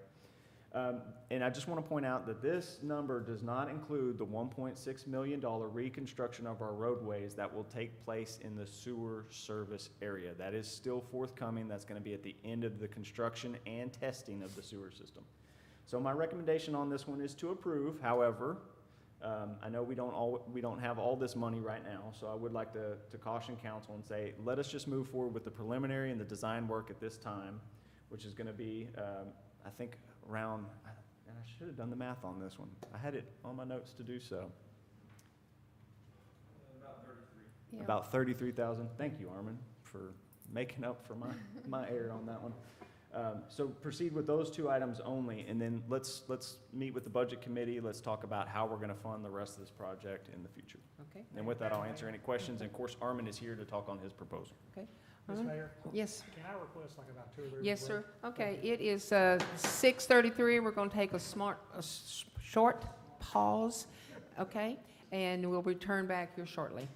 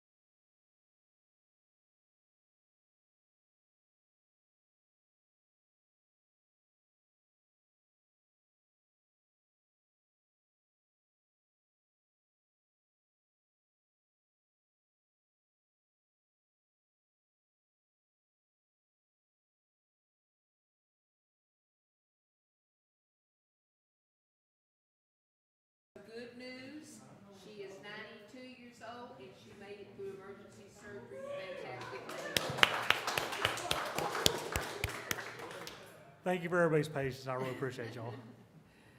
Okay. Now, did we want to take a motion on, oh, no, you was gonna talk, I forgot all about you. I'm sorry. I'm a little short guy. I know it's easy to look right over I me. just- You almost got off the hook. Okay, go ahead, sir. Now, Kent actually discussed it really well. I was in discussions with Kent about how to replace the road. I know y'all went to a local contractor and, their quote was just a mill and overlay. Unfortunately, that's kind of like putting lipstick on a pig. You're gonna have your issues come back. You gotta build the base right. And that way, in the future, whenever it needs to be repaved, it will be able to be milled and overlaid, as long as the base is done correctly this first time. Right. So, that being said, obviously, it looks like there is a funding shortfall, so Kent has requested to get the design and surveying and design completed. And obviously, hopefully, talks go well with the facility near there, and maybe they'll do some cost sharing and get this thing in the works. Okay, questions? Mr. Wiggins? Yeah. Okay, you got one too? Well, that's only 560 feet. You realize that? That's $600 a foot. Half of a football. Yeah. I mean, that's really high. And the way I understand it, y'all are gonna dig down and then lay, 8 inches of concrete, and then put 8 inches of road base, and then 2 inches or something of, Let's see. is that right? In our estimate, obviously, the geotech will give us the recommendation on Uh-huh. what to actually build, but for the estimate, we put in 8-inch cement treated subgrade, which Right. is basically the cement treated subgrade is I'm not the transportation guy in our office, but anyways, he could Okay. explain it a whole lot better. Okay. But it is a type of base that is, a lot more sturdy than the existing base. And then on top of that, you put a flex base and then 2 inches of asphalt, which is your wearing surface on top of that. So once the 2 8-inch bases were put in, which that's just what we use for the OPC, then you put your wearing surface. Then in the future, if you ever milled and overlaid, you would just mill the 2-inch layer and then go back on top of it, which hopefully that would be 20 to 40 years down the road. Okay. Okay, Mr. Prater, you had a question? Yeah, is the reason we're beefing it up so tough is because of the big trucks that come out of Helena? That definitely does not help. That will That's- speed up any subgrade issues because of the weight. So that is probably why that one has deteriorated much quicker than the rest of the road Can at we that put portion. that picture back up on there?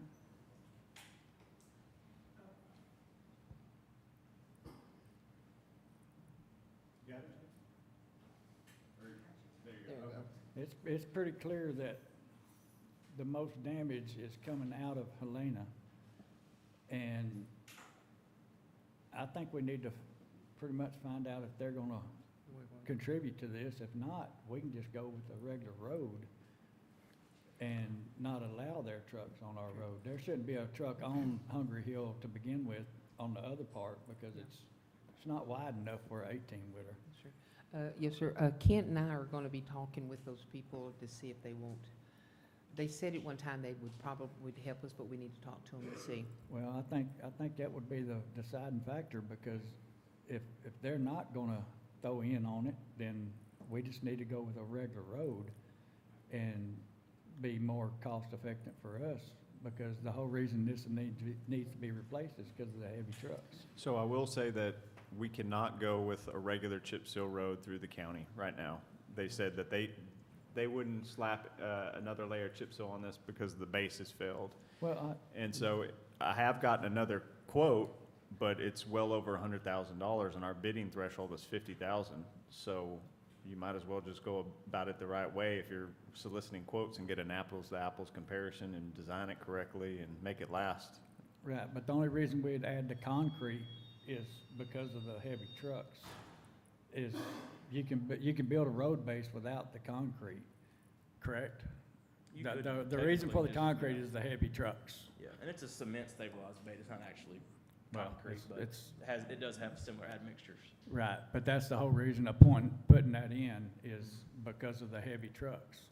Correct. So if they're just gonna continue to tear this road up and not wanna put in back to fixing it, then I say we get rid of the heavy trucks on it and go back with a regular, cheaper road that would sustain a car. You know, the cars are not gonna be tearing up. We need no concrete for a car or a pickup truck. There's no need in an 18-wheeler on that road, Yes, sir. period. Okay, all right. Gene, you have a question I've got or a an answer? statement. So it's not, you got Helena coming out of that back gate, but you also have Thigpen coming from Tim Taylor's place down that road also, but you cannot pinpoint him, you know Helena's doing it because they got a gate right there. But unless you can catch Thigpen and them coming out with those cattle trailers, if you go back with just what we got now, them cattle trucks gonna come down there and it's gonna be just like that again. Yeah. That's the only thing I got. Well, we Okay. need to put up All right. something that keeps them down. Mr. McGruer?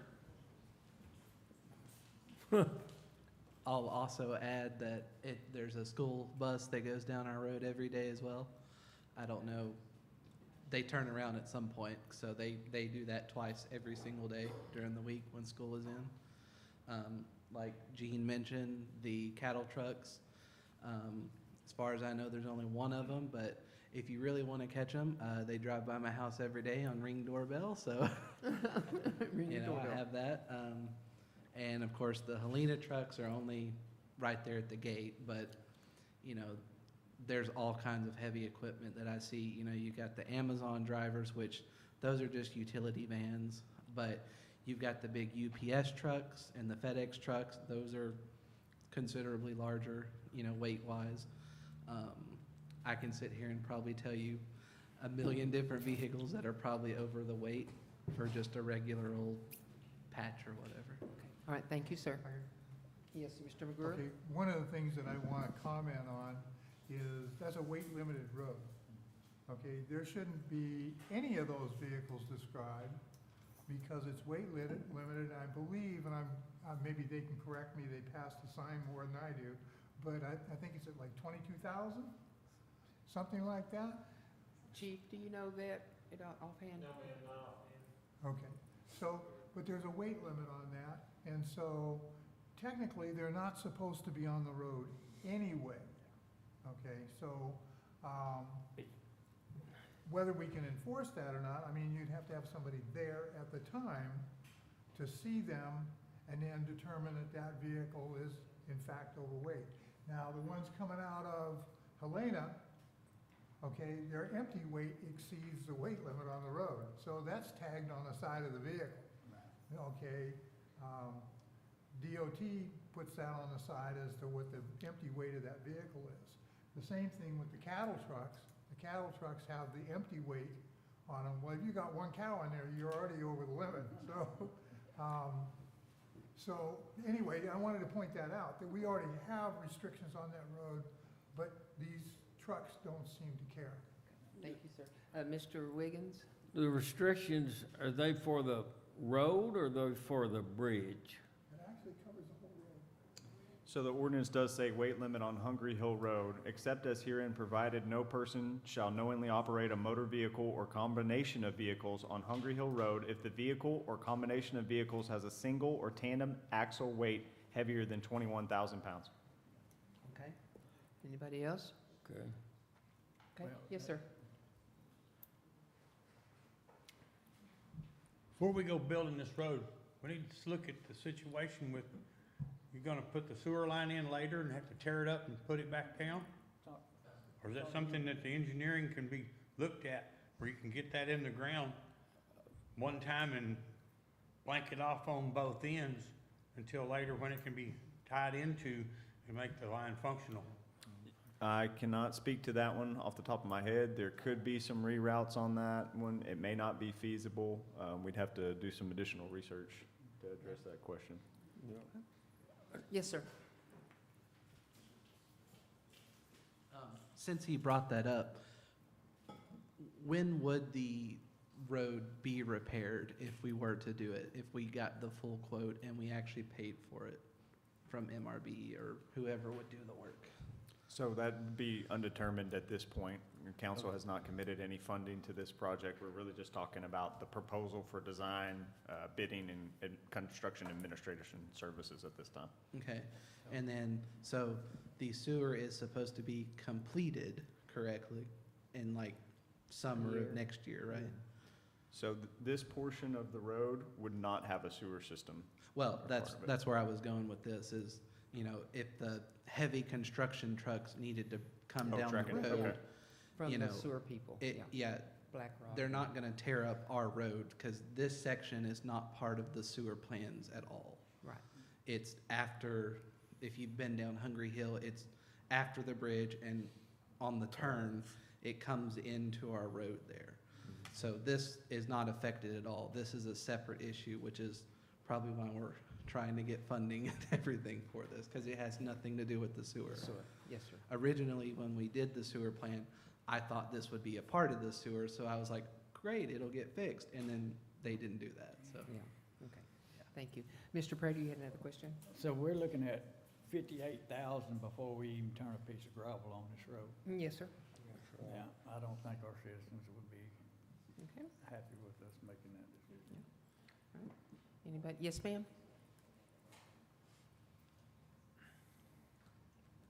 I think when you're looking at a project like this, you can't just look at what it's gonna cost like right now, and I know it sounds like a lot, but like Kent said, he got an estimate just to repair it for 100,000, and it's gonna last a couple of years, and then you're gonna put another 100,000 into it, which is gonna last a couple of years, then you're gonna put another 100,000 into it.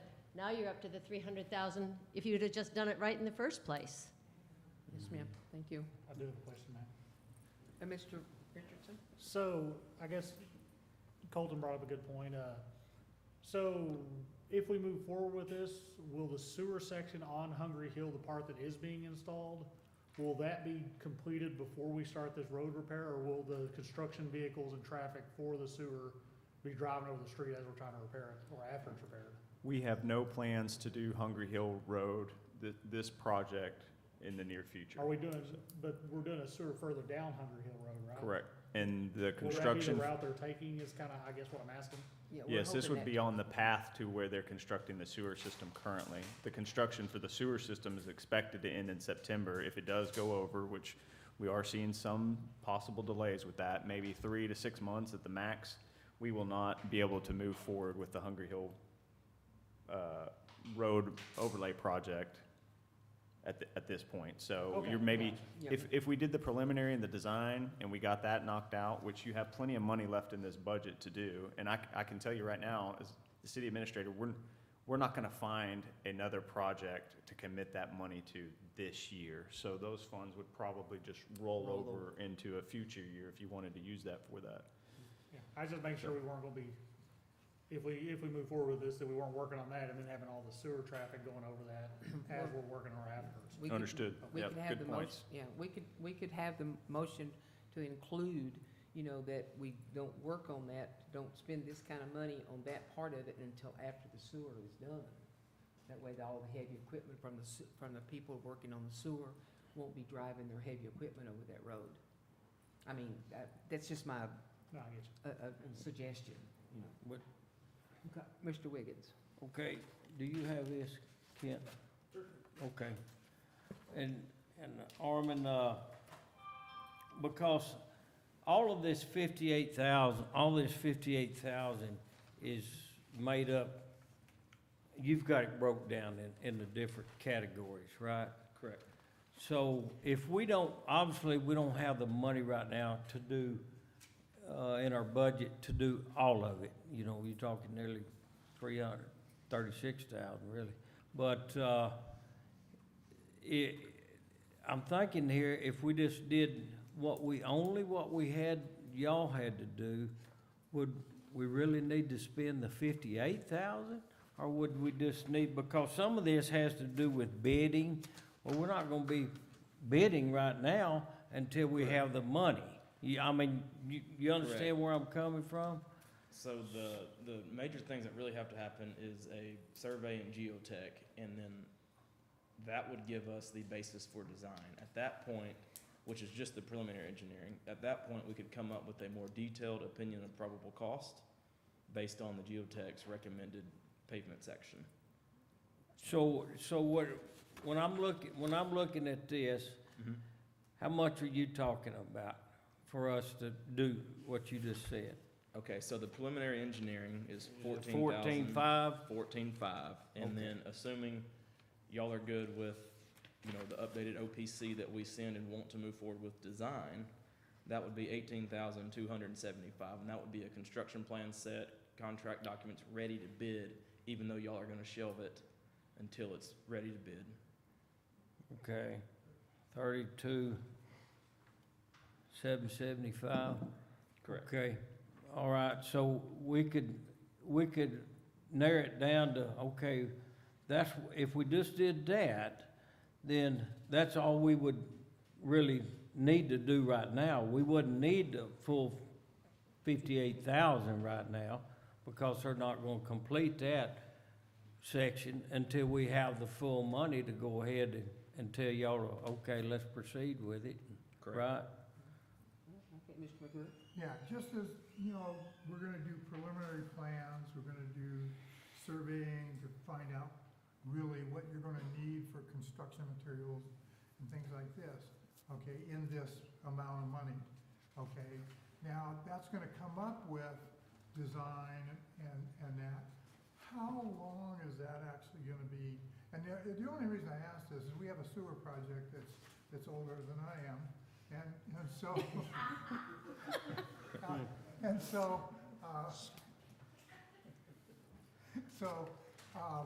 so if you did this, let's say you completed this part of that in 6 months, you know, from that 6-month period out, how good would that be? Or would we have to go back and redo this again? No, that. Are we gonna be freezing the prices as you're quoting us now, for how long would those prices be frozen? Yeah. I would definitely, What's your you know, thought? if it's been past, you know, a year, I will relook at our costs, but most likely wouldn't change much. I Okay. mean, if it's 5 years down the road, sure, the costs are gonna change, but. Okay, Okay. all right, thank All you, right, sir. thank you. All right, any other questions? Okay, Mr. Wiggins? I mean, this comment, Okay, you know, you can always do cheaper. Sometimes cheaper is not the best. amen. And I can attest to that, because I do a lot of stuff, try to be conservative, not cheap. And sometimes it bites me. So, and then I have to go back. But, I mean, I can see where, you know, we probably need to do things right, and to do it right, it's gonna cost us more initially. But then, God help us that we won't have to spend no more money on this road for a long time.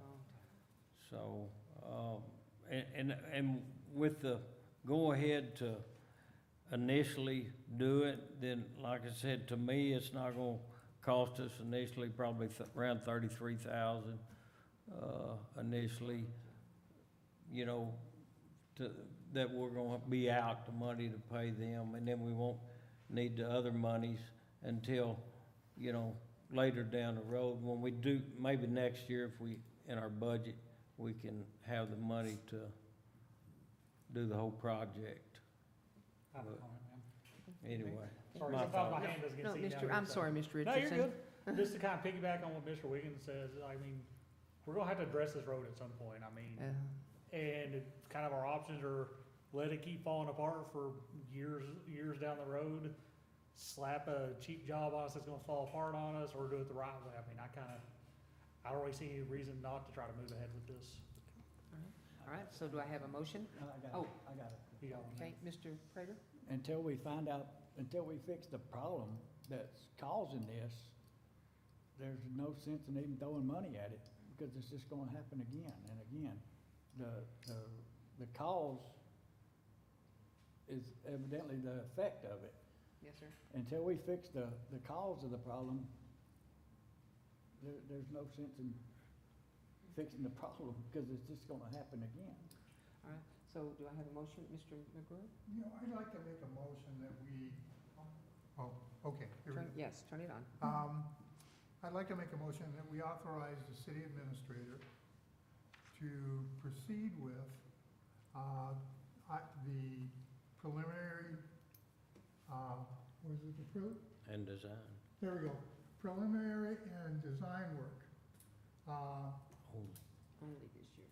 for the Hungry Hill Road construction. Boy, that's just ugly, but you know what I mean. Okay, do I have a second? I'll second it. Okay. All in favor? All opposed? Okay, 4-4, 1 opposed. Okay, it passed. Okay, all right. Old Bethany Water Main Improvement, awarding contracts. Council discuss, consider, and possibly take action on Resolution R3-27-2025-1, selecting bids and awarding a contract for the Old Bethany Water Main Improvement Project. Kent? Yes, ma'am. Thank you. So we've got a map here. This was a council-approved project for the Old Bethany pressure plane. Went out to bid a little bit earlier in the month, and we had a very competitive bid process. I'll leave that to Armin to discuss a little bit further. But you can see here we've got 3 portions of this project. The first one being the most significant here, to relocate a 6-inch water main that is in a creek, in the woods, and in somebody else's backyard to the right-of-way for McLennan County.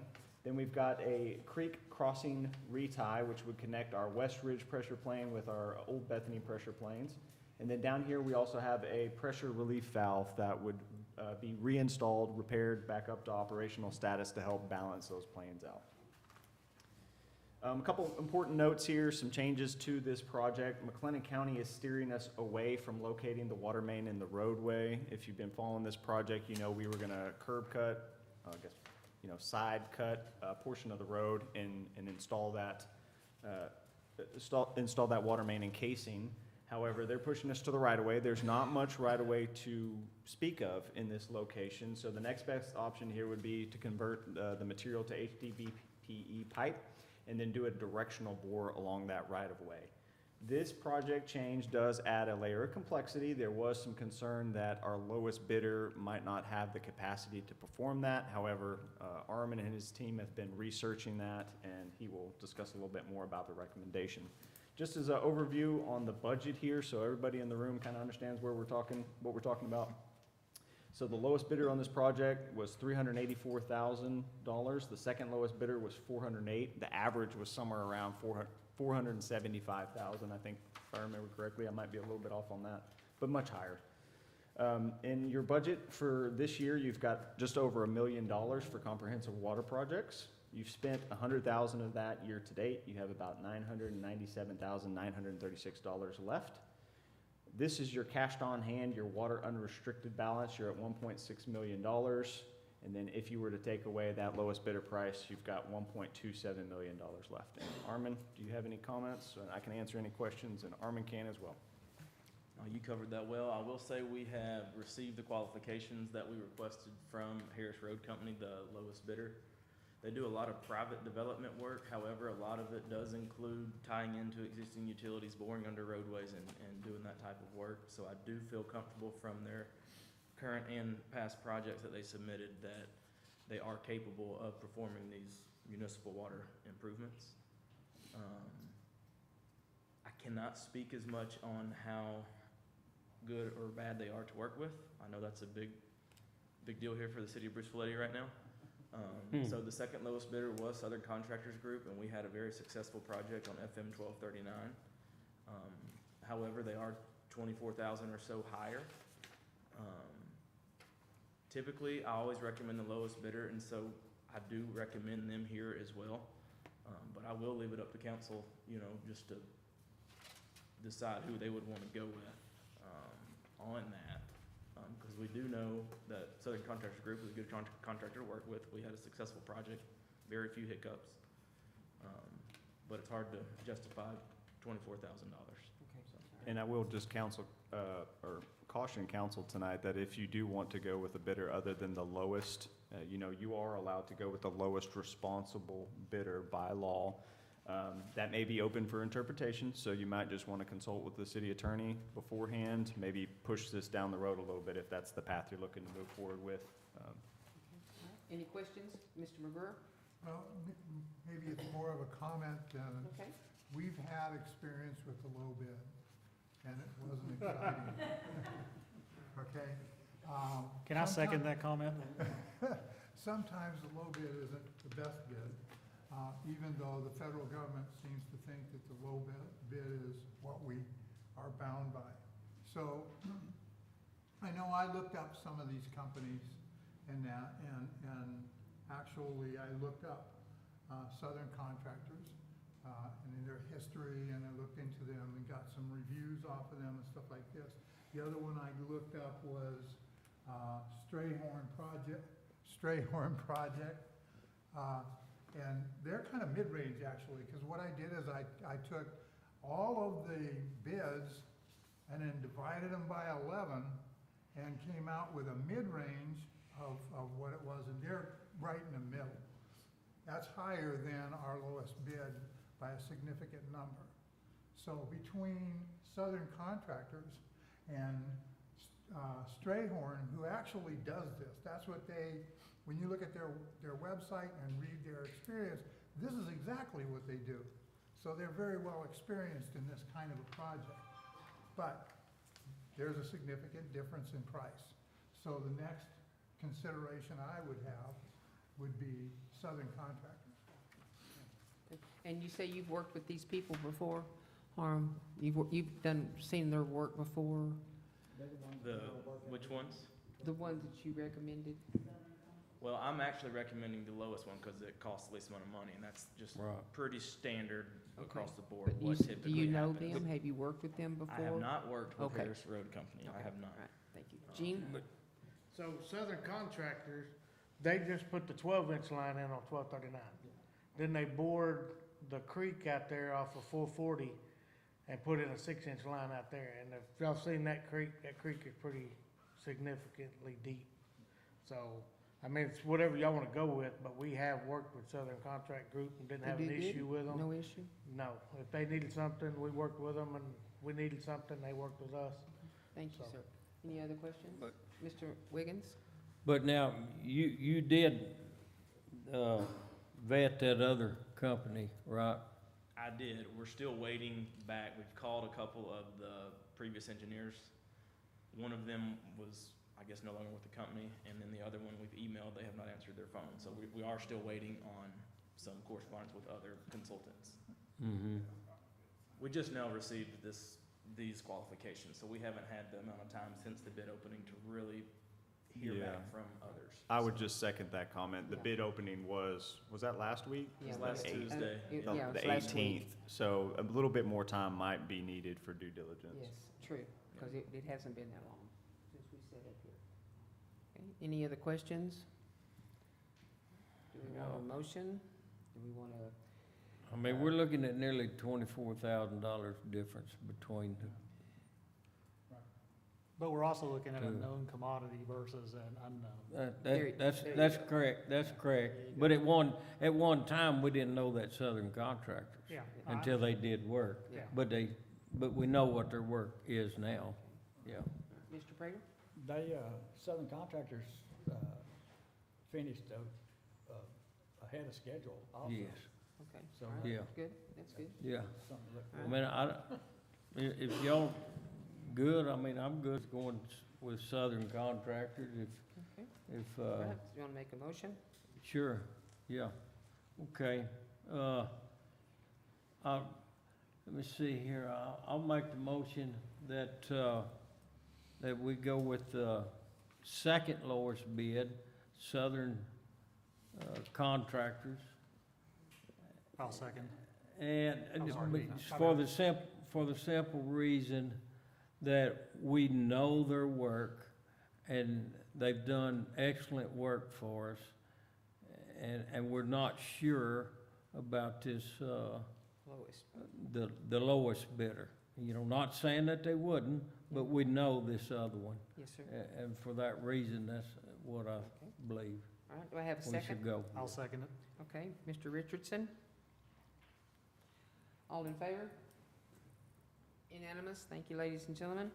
Moving right along, number 7, water meter request, 105 PR 807, Falls County. Council to discuss, consider, and probably take action to approve or deny a request for a conditional experimental water meter at 105 PR 807 in Falls County. Kent? Mayor, Council, we do have a request here before you tonight to add what is being called an experimental meter to a 2-inch line in Falls County, as you just said. This meter would have private components installed on the back end after the distribution is complete, i.e. after the water meter, to restrict the flows at certain times of the day, preventing potential pressure issues.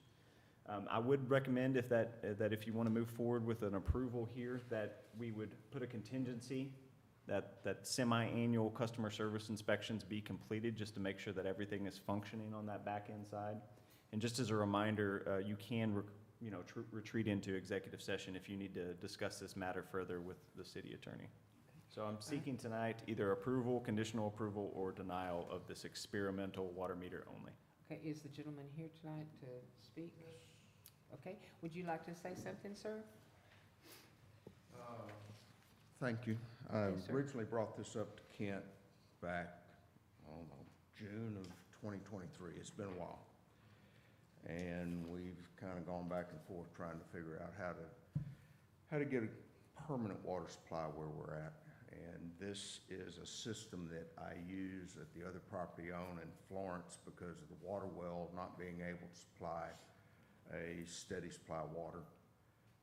It uses a tank and supplies water to the tank at a low flow so that the pump doesn't burn up from the well.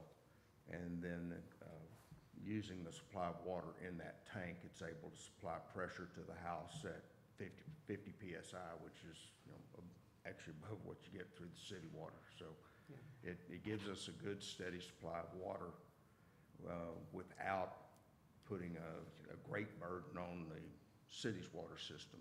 It does it through a low flow system, kind of like having a shower head that's got that reducer in it to shut down the flow of water so that your teenage kid can't run all your hot water out of the hot water heater while you're trying to get a shower.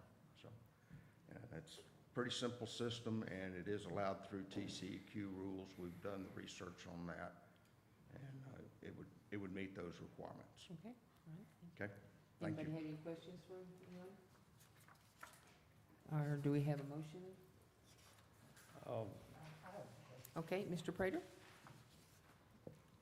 Would this step on the toes of anybody that's in line for a meter now? Because we have so many people in line for a meter out there. I mean, I sure would hate to. I don't know how far back you're talking, but I've been in line since 2021, so we're 4 years in line at this point. This isn't something that started this week. Yes, sir. All right, thank you, sir.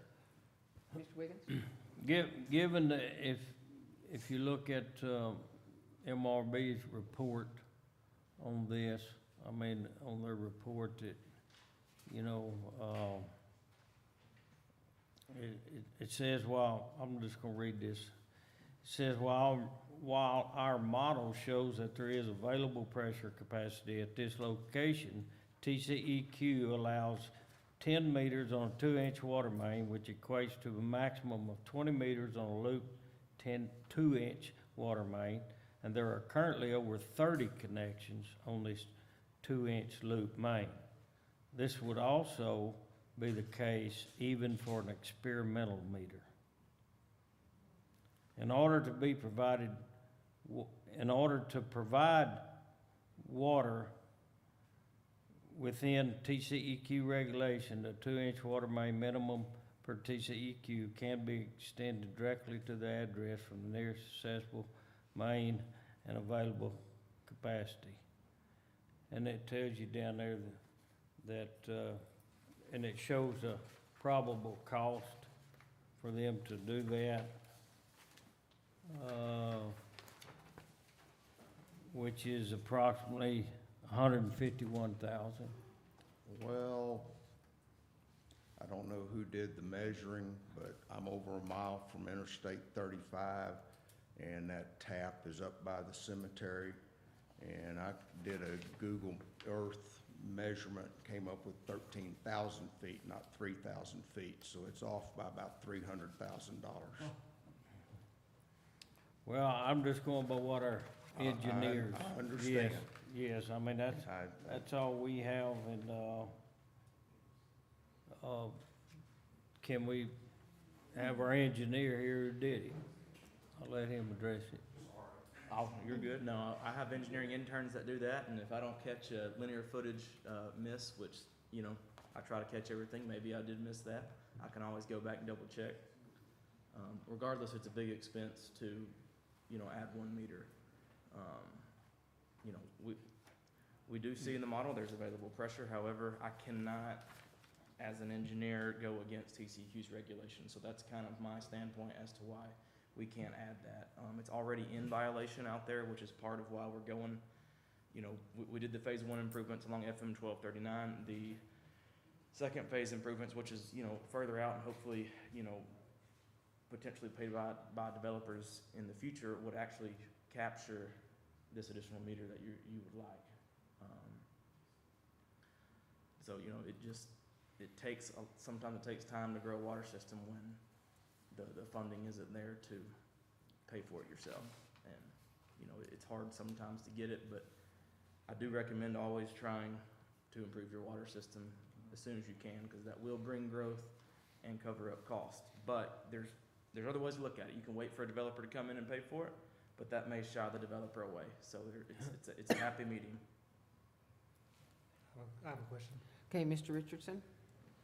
Since we already have a couple PUC cases in this kind of to the rest of the council, do y'all think we should go to executive session, get our attorney's opinion about how that might affect them, how that might affect the legal aspect with TCEQ? Just a question, I don't know one way or another. It's up to the council. Well, Yes, ma'am. Well, the way I see it, from the engineer's report, the city is already 10 meters over. And if we add another meter, we'll be 11 meters over. And we need to try and stay within right. the TCEQ guidelines, and we're already out. So I don't see how we can approve it. Mr. I will just recommend that it might be in the best interest of the city for an executive session to be retreated to, and see if we can get our city attorney on the phone to discuss this just a little bit further, just to make sure we're considering all aspects. You want to do that? Okay. Do we need a motion for this? Or? No, I can just go. Yeah. But Go just, we need to say why we're going into. Yeah. It is 7:15 p.m. and we are going into executive session to talk to our attorneys about the Texas Government Code Section 551.071, construction with consultation with the attorney. Okay?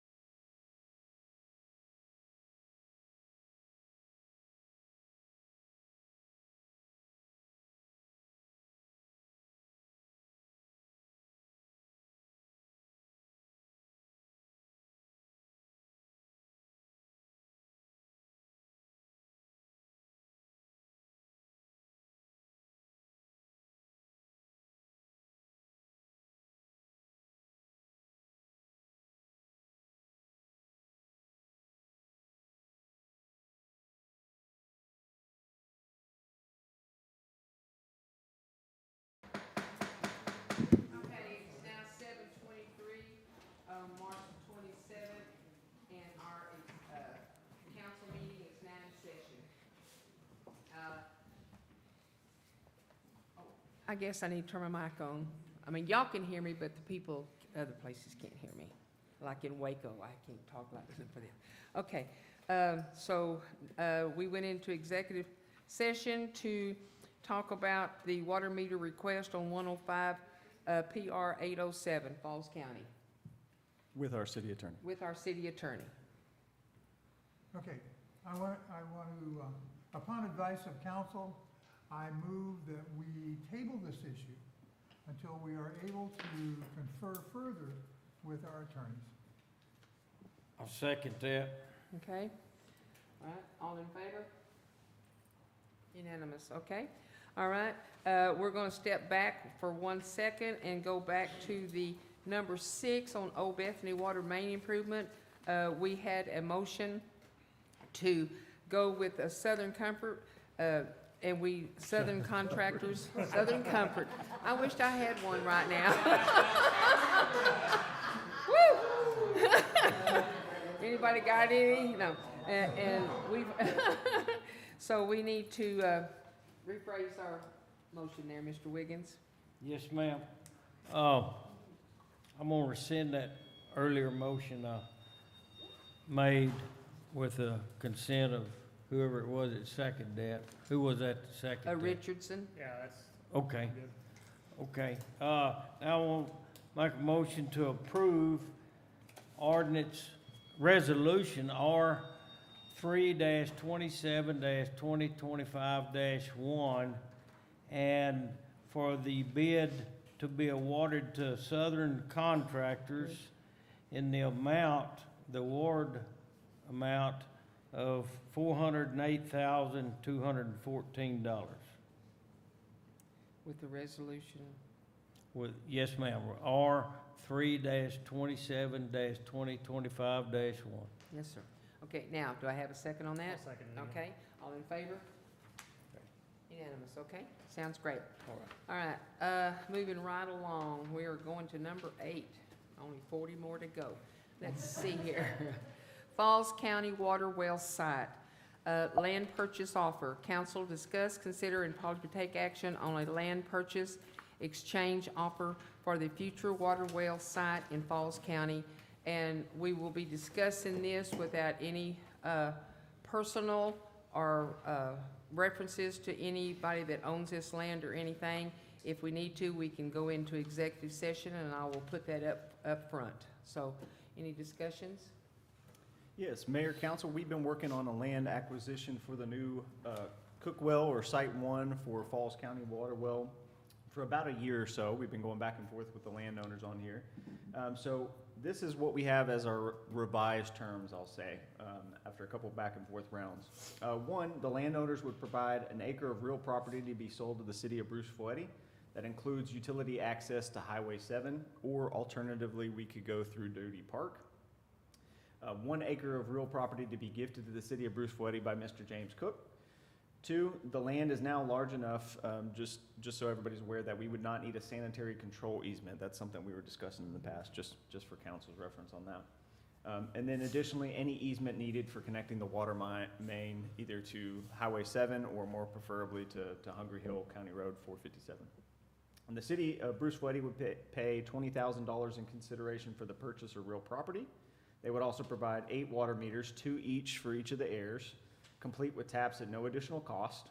Water meters would have a shelf life of 10 years and can be installed at any location within our water system as long as a feasibility study paid for by the developer indicates that infrastructure can support that water meter.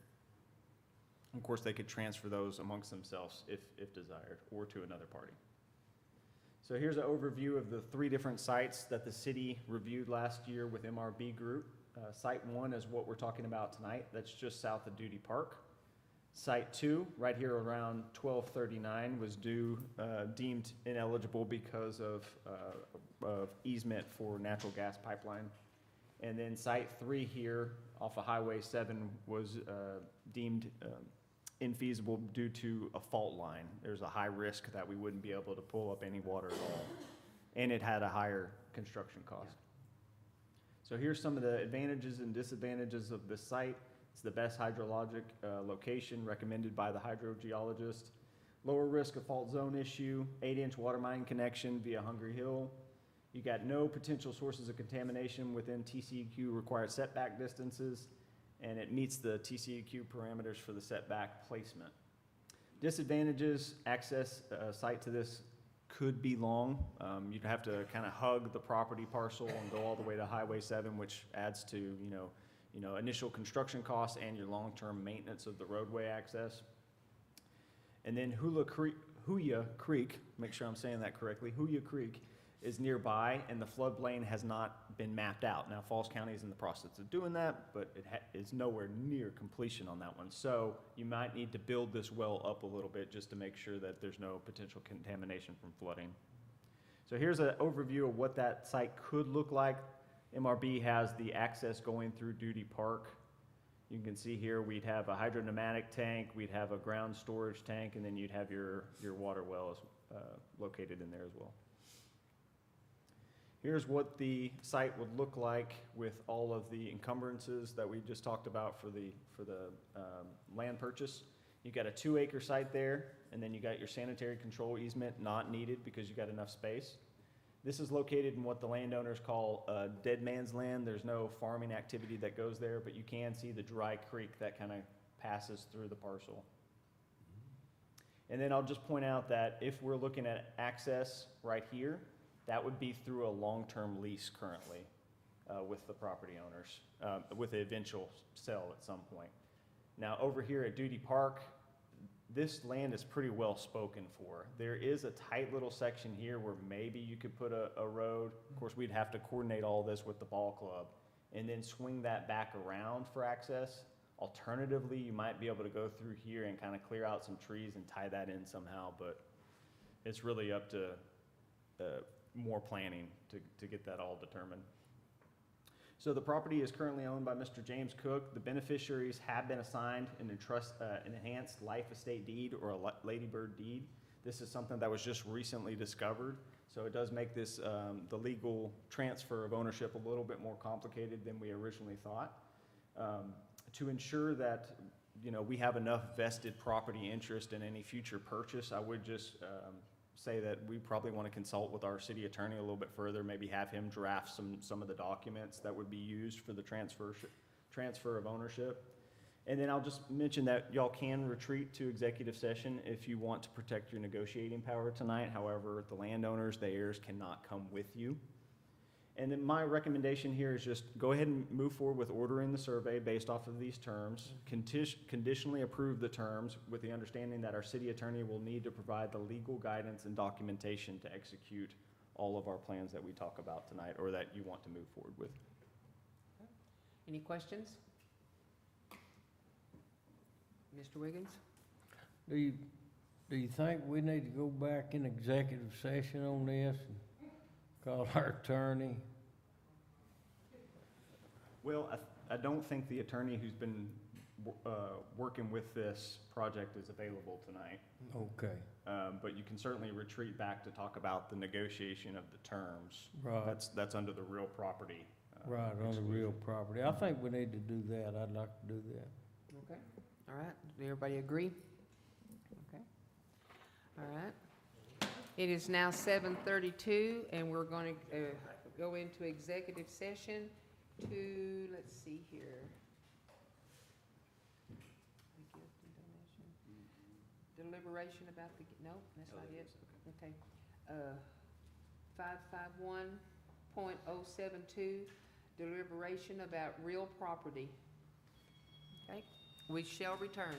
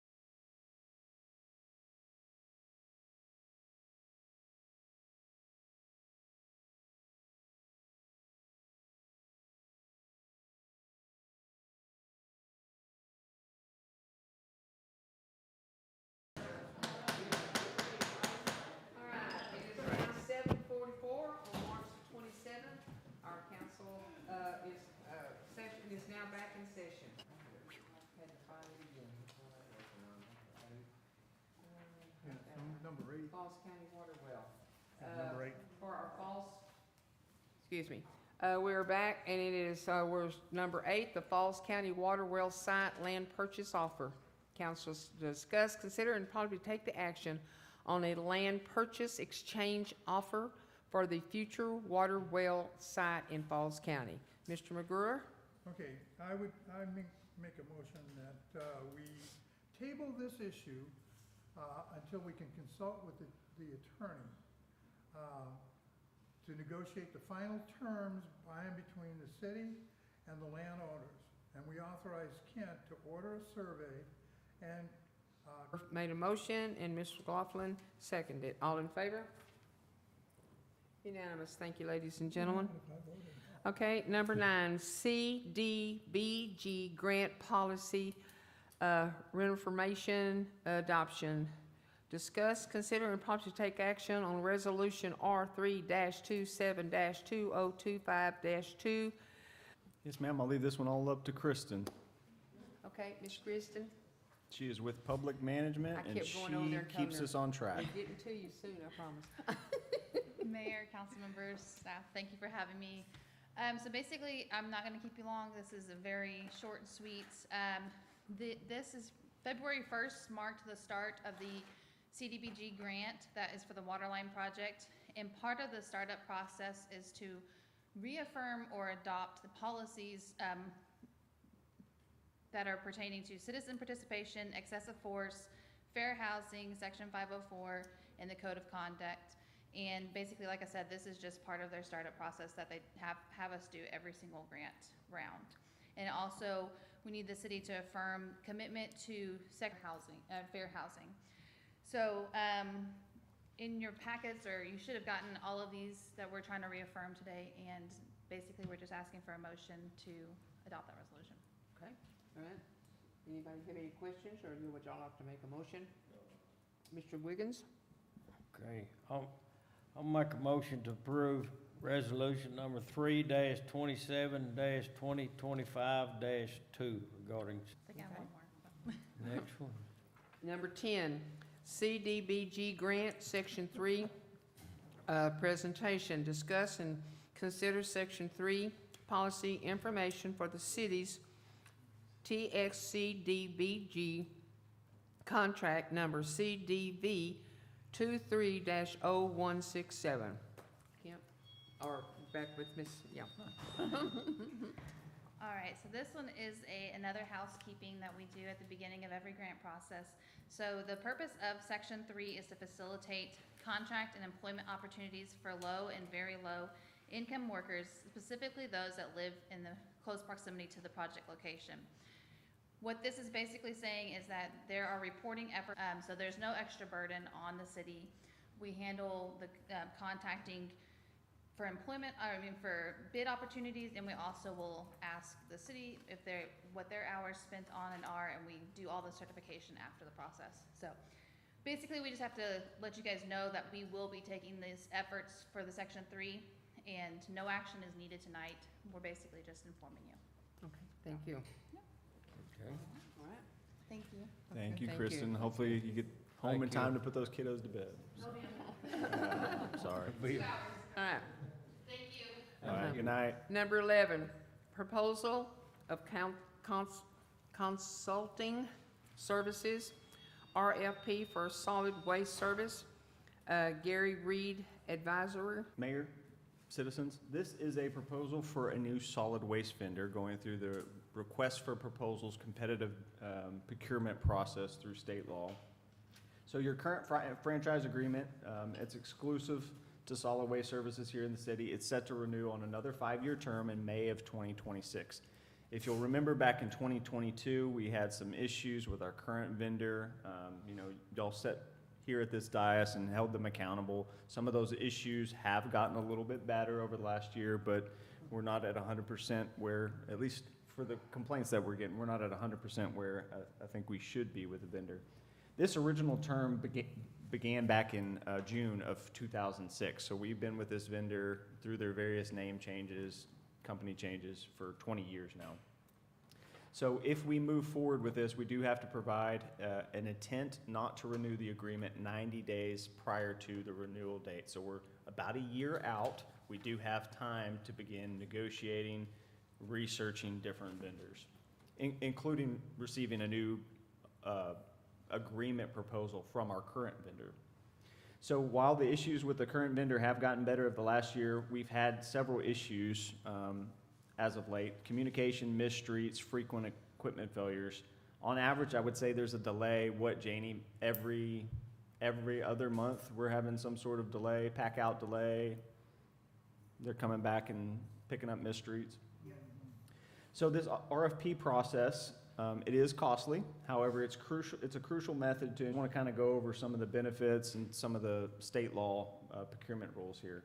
So Texas Government Code and Texas Local Government Code mandate specific procurement procedures for municipal services, particularly for ensuring transparency, promoting fair competition, protecting public funds, and achieving the best value for taxpayers. So some of the benefits to the RFP process: legal compliance. This formal RFP process meets all statutory requirements for competitive bidding, provides legal protection against potential challenges from vendors who may not get their way. It demonstrates due diligence in the vendor selection, transparency. It's going to have documentation throughout the entire selection. It's going to go beyond just price. You know, that's typically how we go out and bid these bid some of, like, say, our infrastructure projects. We have the plans. Here are the plans. What's the price? This is different because you're putting in performance standards, service quality standards, financial stability, technical expertise, past history of performance issues. Those are some of the things you can consider in an RFP process that you can't consider in your typical bid process. So here's some of the downfalls of just going with quotes and a low bidder. First and foremost, you have less legal protection for the municipality. It lacks structured evaluation framework. It may not capture the full scope of those service requirements, potential for incomplete or misleading information, and higher risk of just selecting an unsuitable vendor. $50 per month. This is about a 12-month process here. So right now in your fiscal year 24-25 budget, you've got $8,100 set aside. And the budget for the consulting would come out of the water fund. That's our proprietary fund where we have the solid waste services currently coming in and out. So you'd spend about $6,000, you have about $6,000 remaining. Just a note on this one, Water Company of America, their cost sharing is going towards this line item as well. We would need to commit another $8,100 in the next fiscal year budget to account for this. So I'd just say that the recommendation of myself is to approve this one, and we do have Chris who's going to come up and. Madam Mayor, council members, it's a pleasure to be here and an honor to present the proposal. I know you guys have been here a long time. I was planning on speaking a little longer, but I think I'm going to make this really short and sweet. This slide basically just talks about Gray Reed Advisory. We've been around 3 years.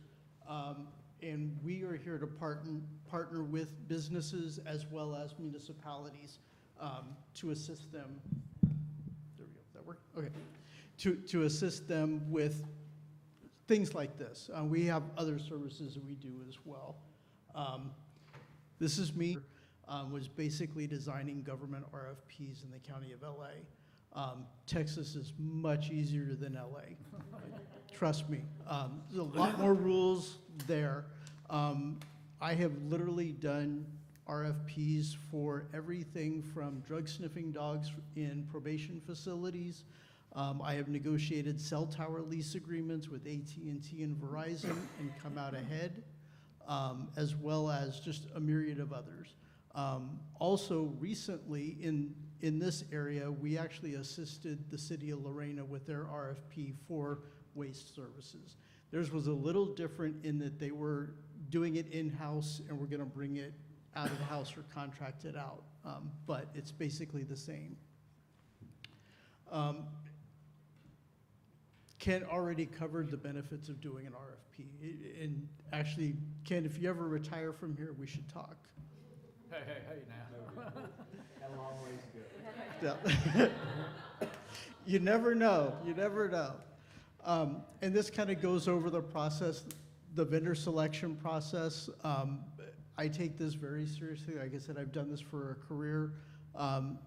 in a nutshell, we're going to meet with probably some of your city council members. We want to hear what's the issues with the current agreement, if there are any, and how do we fix them with a new agreement. We'll talk to a document for them to respond to.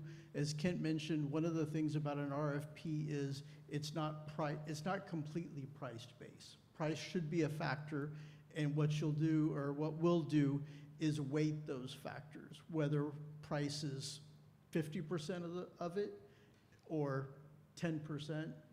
It all depends on what we all kind of collectively come through. I'll give you my experience, and of course, we'll take your input, and we'll go out there and hopefully get you, not hopefully, we'll get you the best bang for your buck. That's the whole point of it. We'll assist with the negotiation in partnership with your city attorney. I've done that many times, worked with all kinds of attorneys from all kinds of law firms. We're happy to do that piece.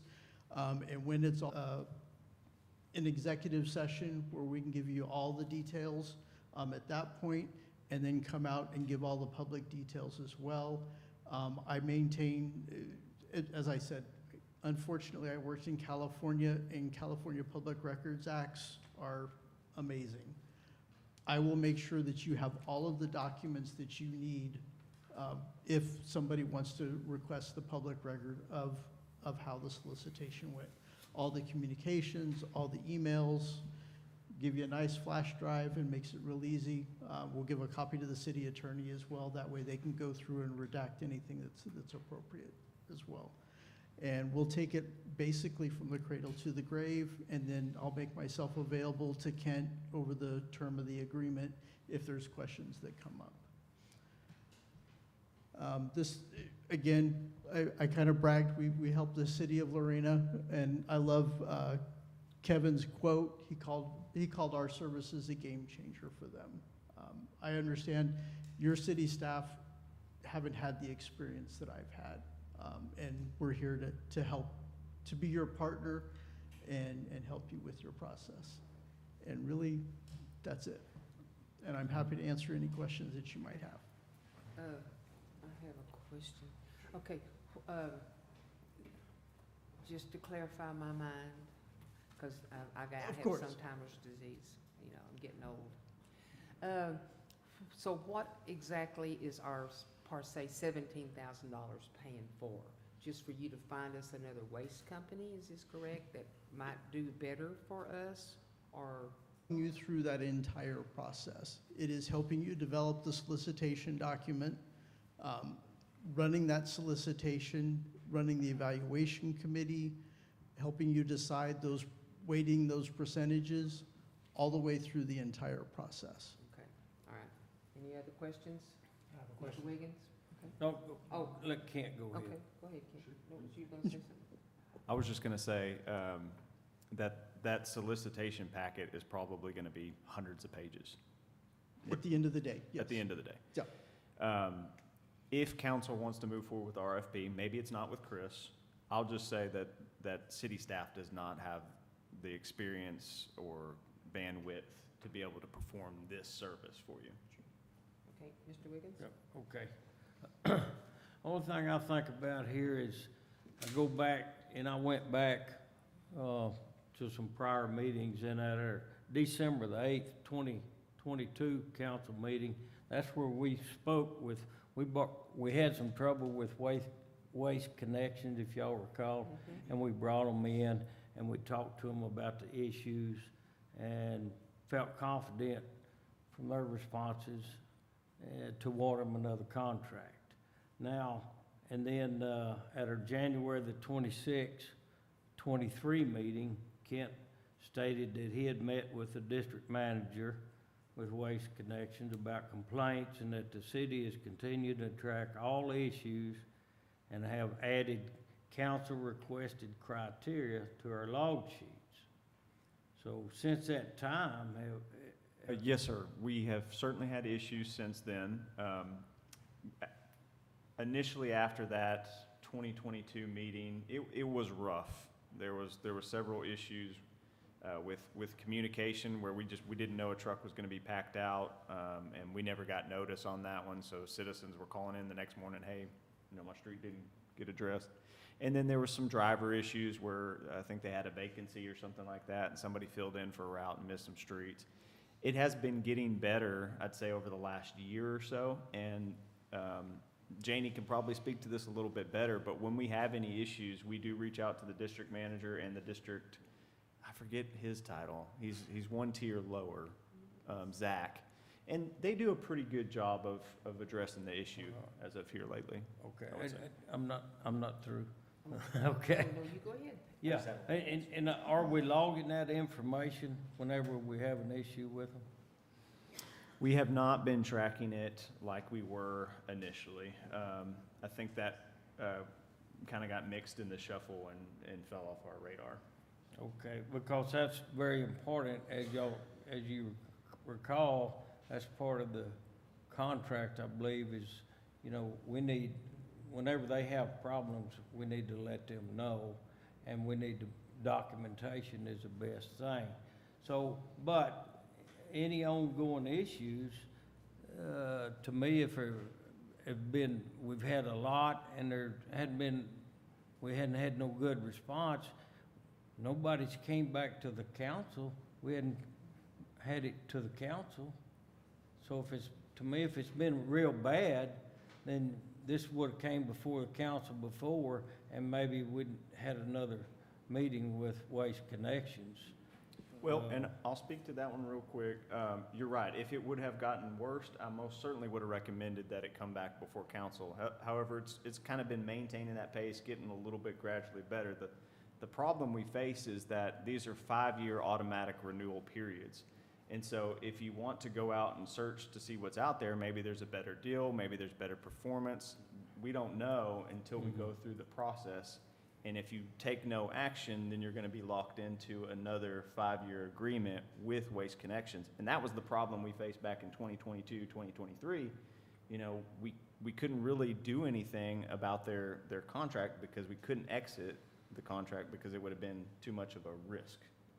I mean, do we want to spend over $16,000?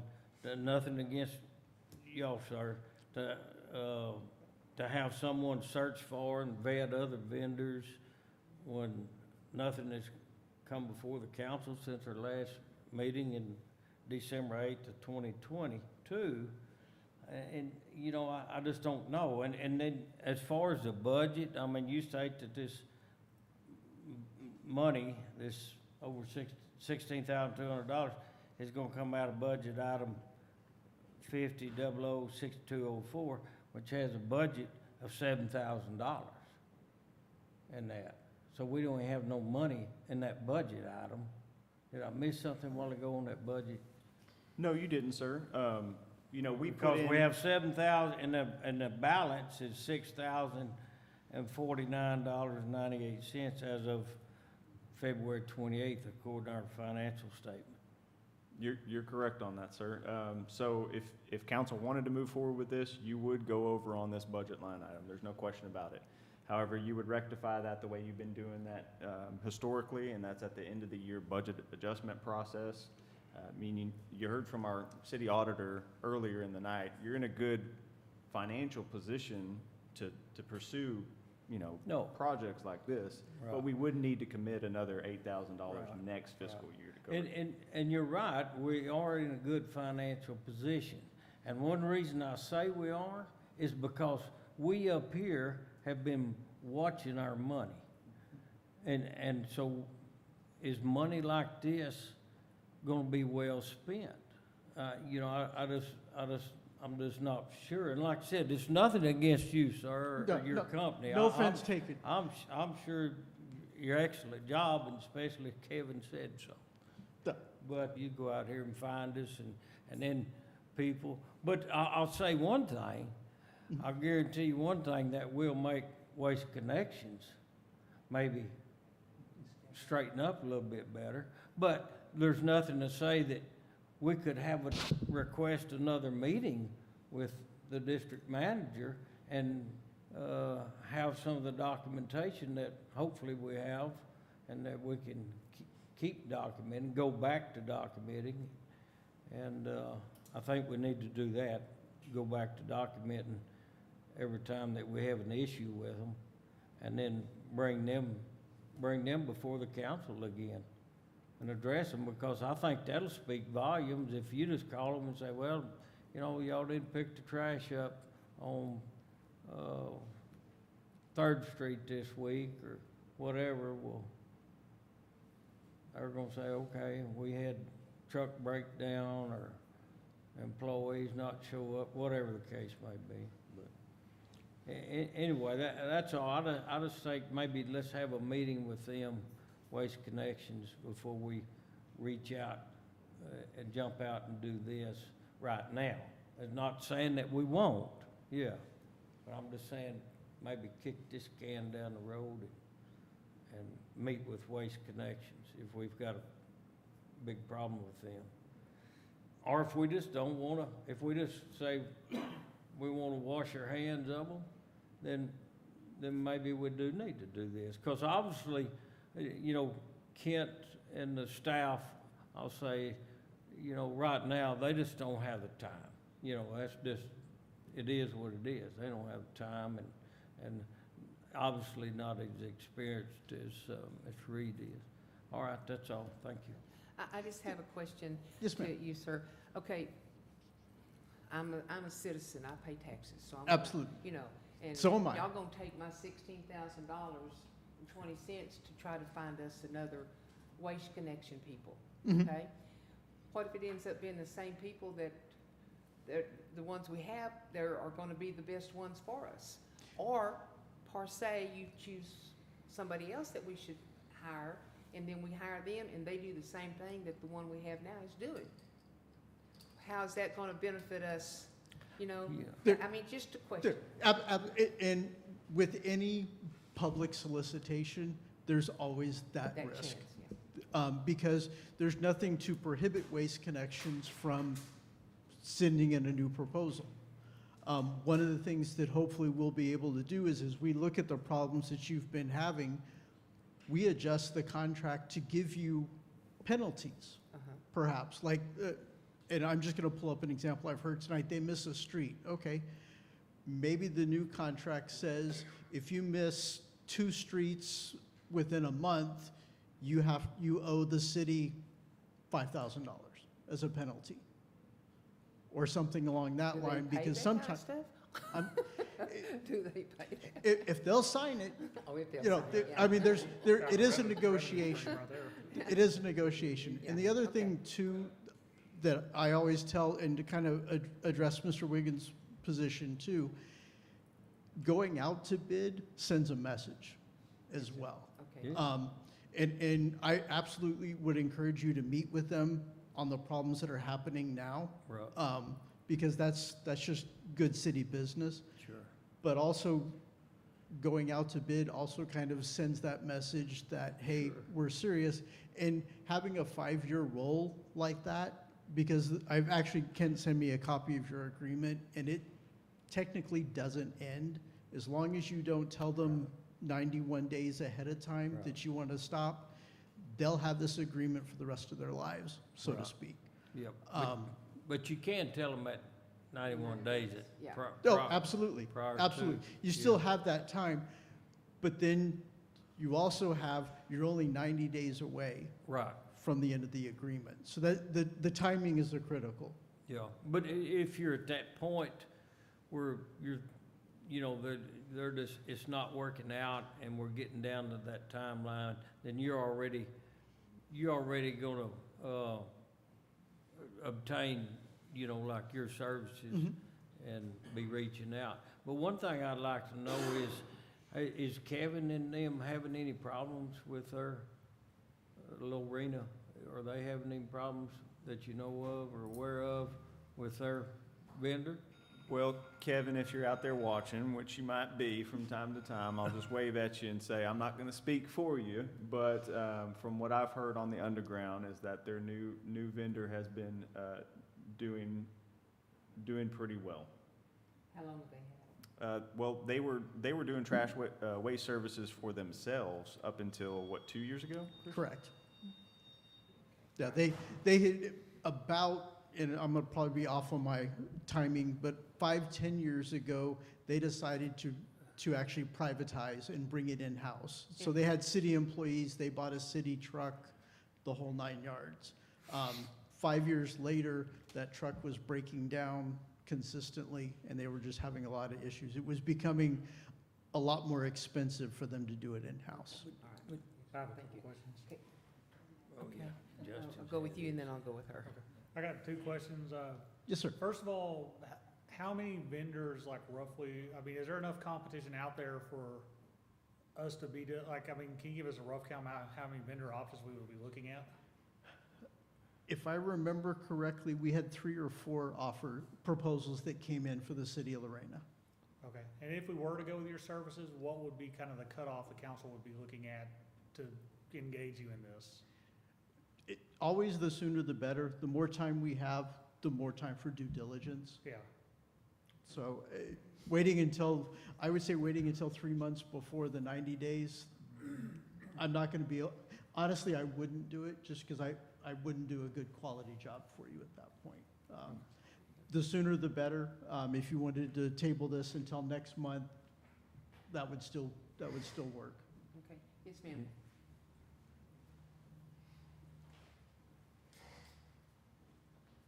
Cindy Edmondson, live on West 3rd Street.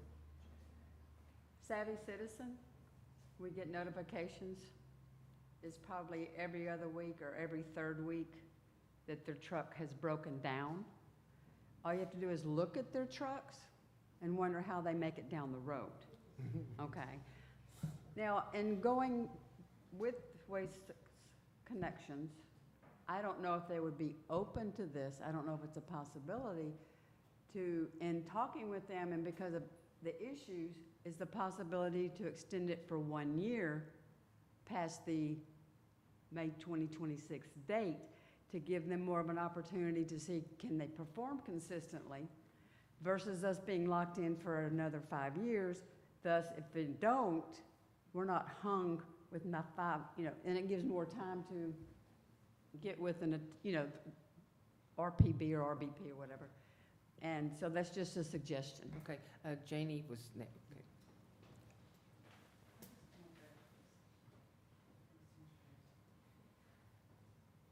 And then it'd be Mr. Prater.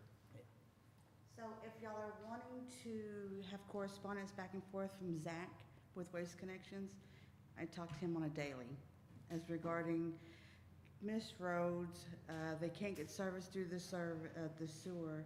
He tries to find resolutions in these situations. He's offered to bring extra cans for the residents. Sometimes So he's they're trying. just not able to get down the roads. The trucks do break down, as any other trucks do. But he's very consistent in corresponding with me Good. on a daily basis.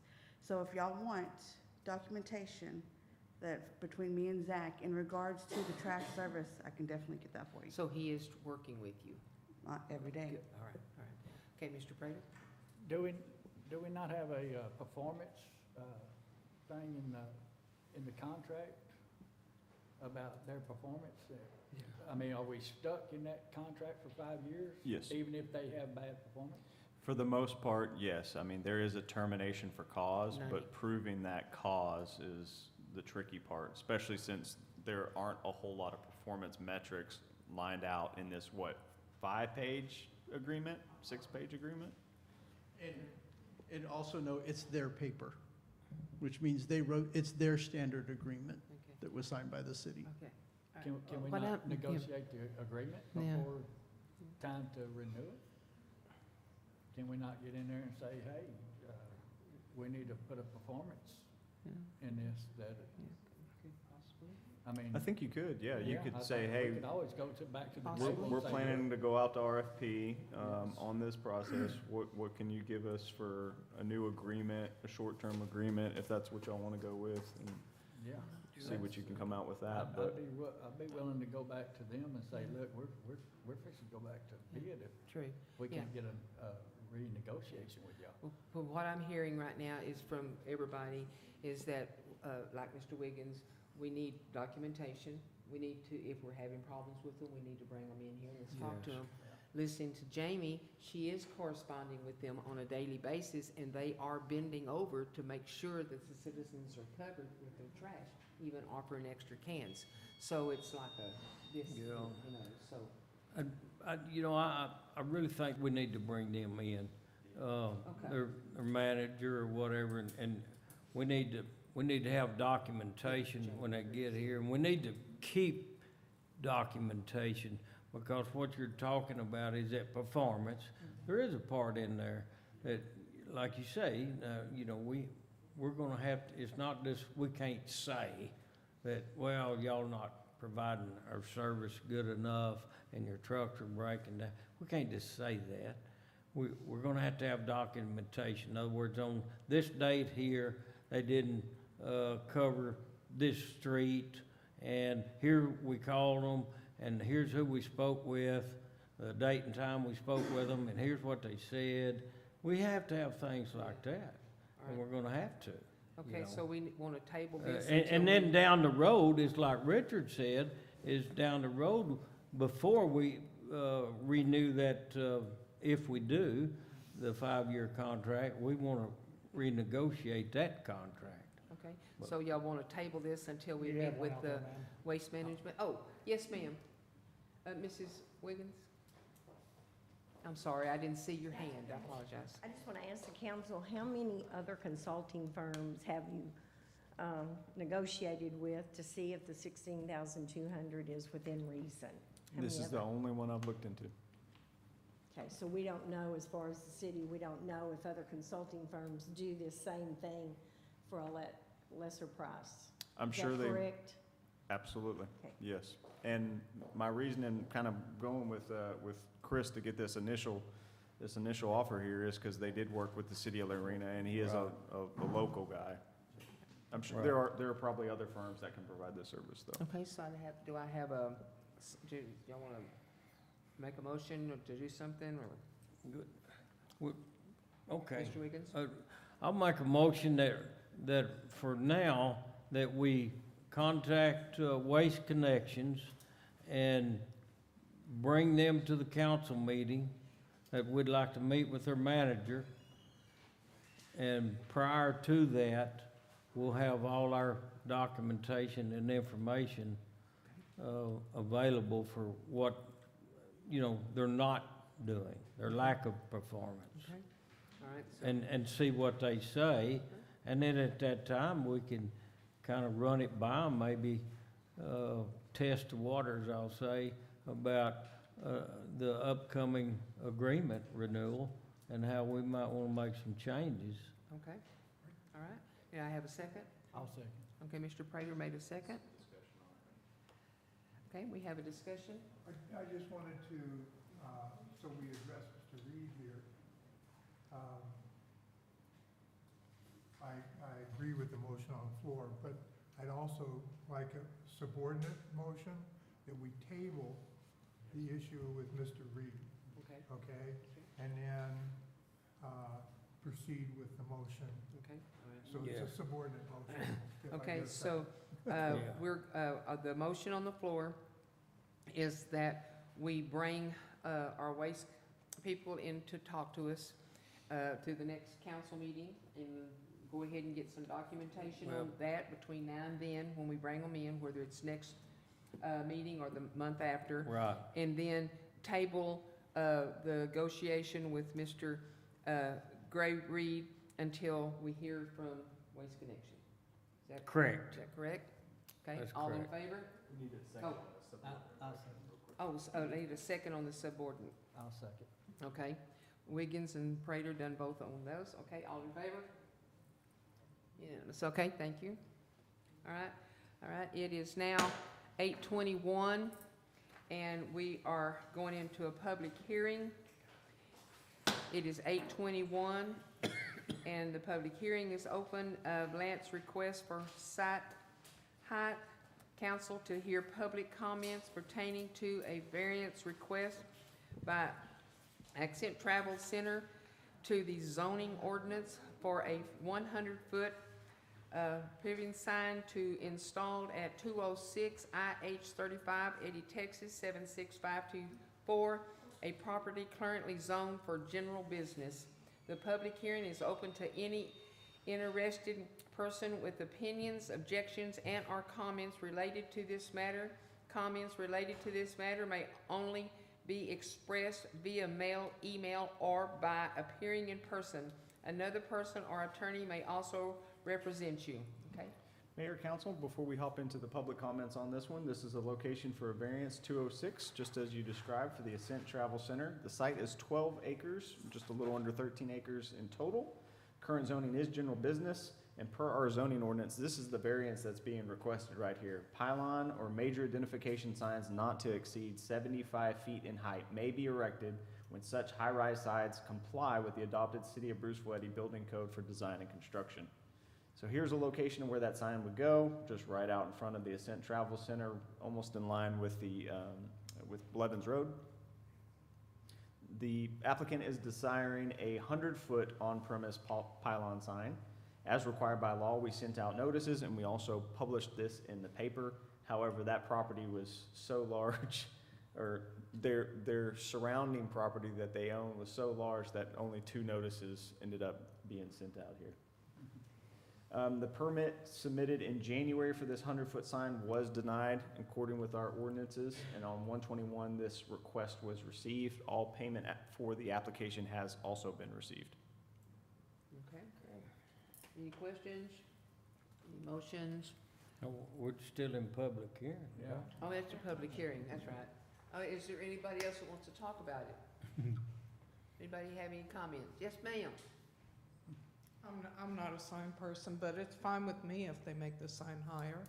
That way more people on the highway can see. Okay. And there aren't any houses nearby or anything like that, so it isn't gonna be like a nuisance to it's not right next door to somebody where it would bother them. That's right. Okay. Anybody else have any comments or suggestions, or? Yes, ma'am. Is there a reason why the ordinance is lower? What is the reason it's 75 foot? I have no idea, ma'am. That was passed along before I got here. I'm sorry. Would you like to give us a reason? No. I'm just wondering if it was 75 way back before the highway dipped down. and so Oh, then yes, that was ma'am. It's been that way sufficient. for a long time.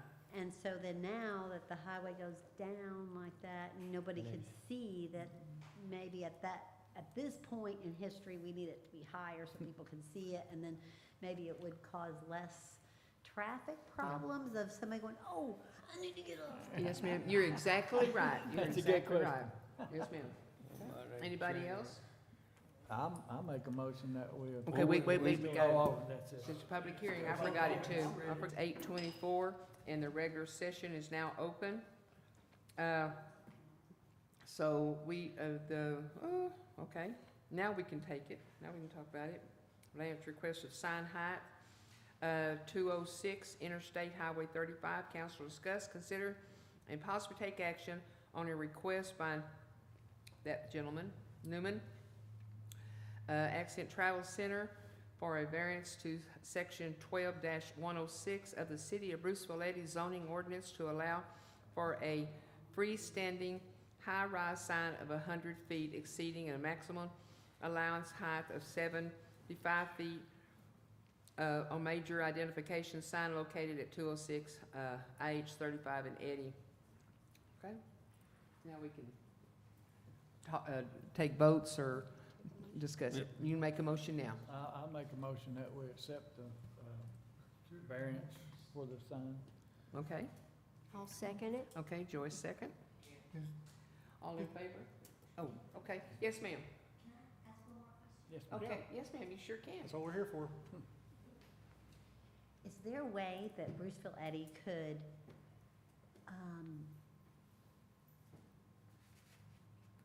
include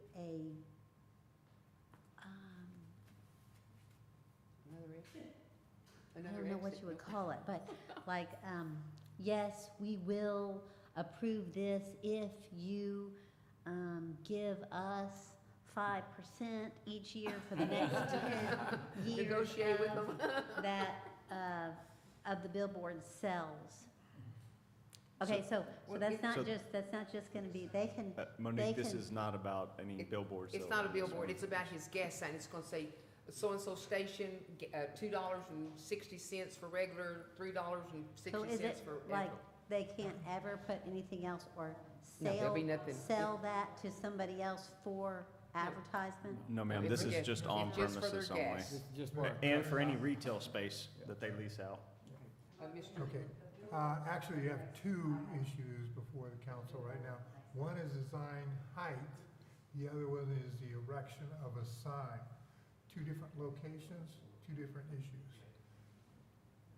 Yes, but just here on this agenda item is just the sign height for Ascent Travel. Yeah. Okay, what you were showing up there was a Correct. different. I think Yeah. Janie went a little bit too far on the Yeah. slides. Yeah. No, she was preparing for the next agenda Anyway, item. Okay. we have a motion and a Yeah. second. All in favor of approving the 100-foot?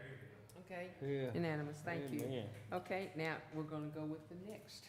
All right. Public hearing. It is 8:27, and the regular council meeting is closed. It is 8:27, and our public hearing is now open. Council discuss, hear public comments pertaining to a variance request by Frank Warren and Nelson Tobias to the zoning ordinance for a new off-premises sign billboard to be installed within 150 foot of a residential zone property at 20202 Interstate Highway 35, Eddy, Texas 76524, a property currently zoned for general business. The public hearing is open to any interested persons with opinions, objections, and/or comments related to this matter. Comments related to this matter may only be expressed via email, via mail, or by appearing in person. Another person or attorney may also request. Okay, here we go. Mayor, council, thank you so much.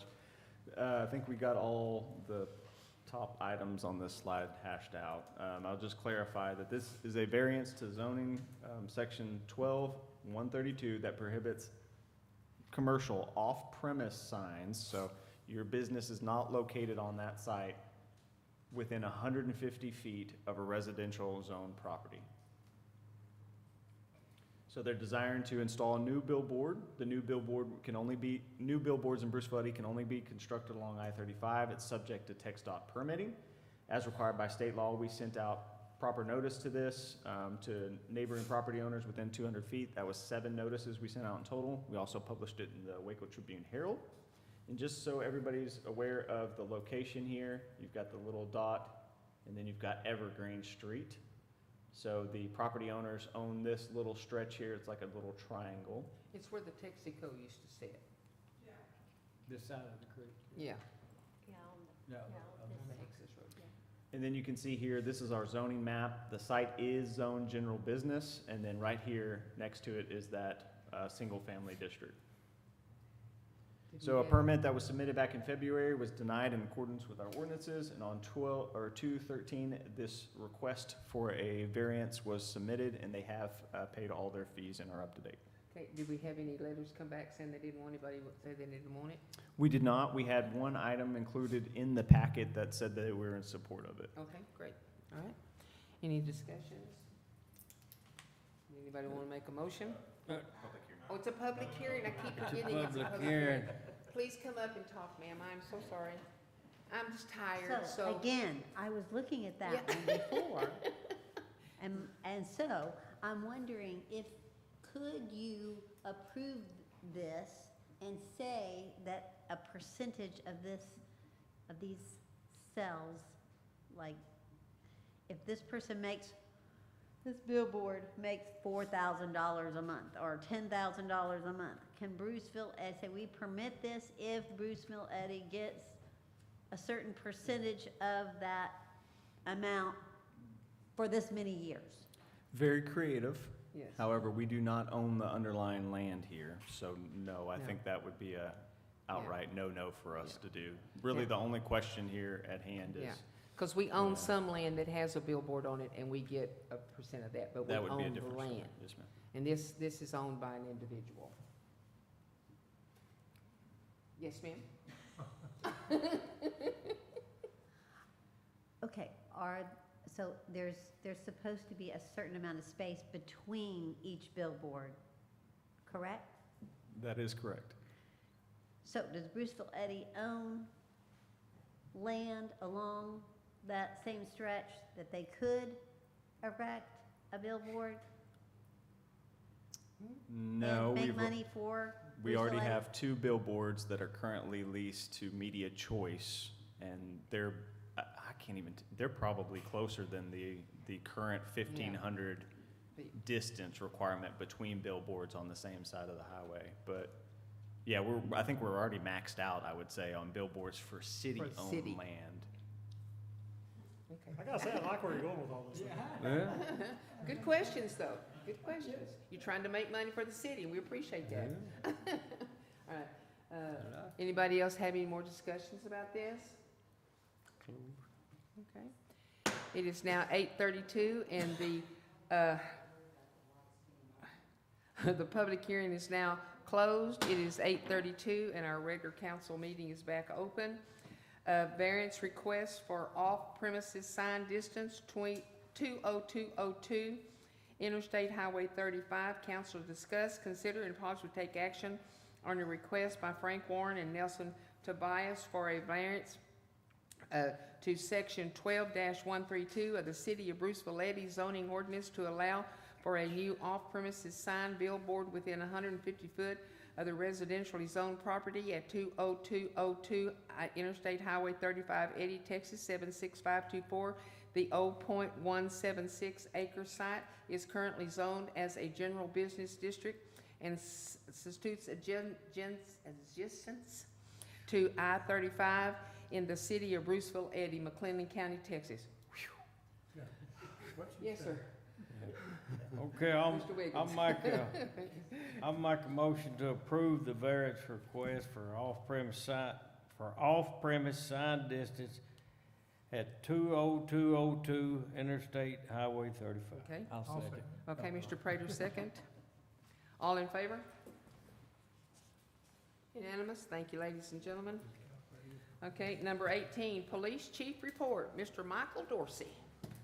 Chief Michael Dorsey, excuse me.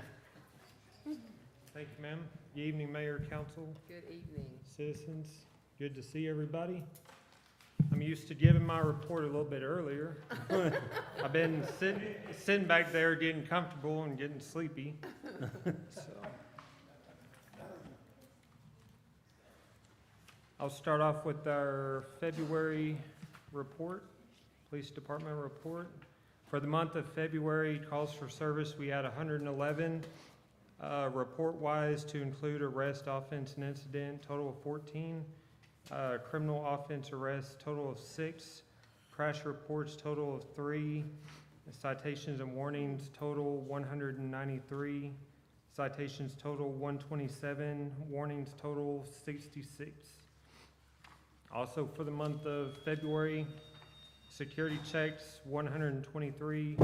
School zone enforcement activities, 12. Neighborhood patrols, 40. And directed traffic enforcement activities, 36. Also have our call type report and our citation and warning breakdown for the month. Also share our school resource officer activity report for the month of February. Calls for service 6, security checks 48, citations and warnings 2, citations 5 warnings, arrests 2. Out of those, 1 was a warrant arrest for an adult and 1 was an adult arrest for a traffic stop, both which occurred off of school campus.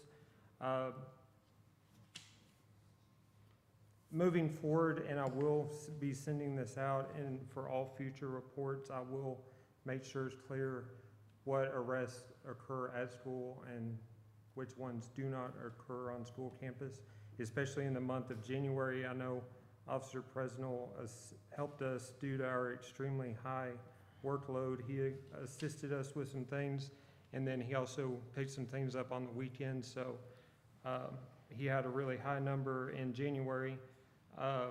And so, though we didn't arrest 6 people at the school in January, so, but since he is a school resource officer, I do include all of his things throughout the month in his report. But I have already made a report, which I started in August and went through May. I already have one made that show which ones occurred at the school and which ones did not. And moving forward, that's how I'll make sure that's notated. Right. I have one question for you. Yes, sir. So far as like could you go and pull out those two instead of just arrests? I can. Do you see what I'm saying there? That way it's very clear like what the SRO is doing on campus and what he's doing off. Yes, sir. Okay. Yeah, I can do that. Just for the clarity of somebody looking through this, they can see exactly what's going on where. Right, yes, sir. All right, thank you, Chief. On the arrest, though, I will highlight one thing. On the traffic stop, he did make a traffic stop in the month of February. He identified a passenger. I'll be happy to give the name if you'd like. But he was, we identified him. Come to find out, he was an out-of-state sex offender living here. He had lived here for quite a while. He did have come to find out, he did have a duty to register for life in Texas, which he was not doing. So he was arrested for failure to comply with the sex offender duty to register, and he now is registering, but which he should have been all along. But so he did. So I just want to commend him for that, making that stop, getting that person identified, and bringing that person to justice for that. I was about to say, tell him good job for taking the extra step to ID the passenger and Right. lock up a sex offender. Good job. Right. Because we definitely don't play around with that. No, 'Cause sir. we definitely hold our sex offenders accountable, those that do register, and, making sure they're compliant and everything that goes along with that. Before I move to our city ordinance report, I wanted to highlight two things that happened in the month of March, actually. Because one of them was in the news, so I was going to go ahead and share it. On March 10th, around 7:40 a.m., we discovered a burglar at the KCN building. This will be the third time, but there was one. So we had one. The first occurrence that happened back in October. It was two individuals that we caught in the act and arrested. And then back in January, there was a group of 4 individuals. Unfortunately, we weren't able to identify those due to them being fully covered head to toe.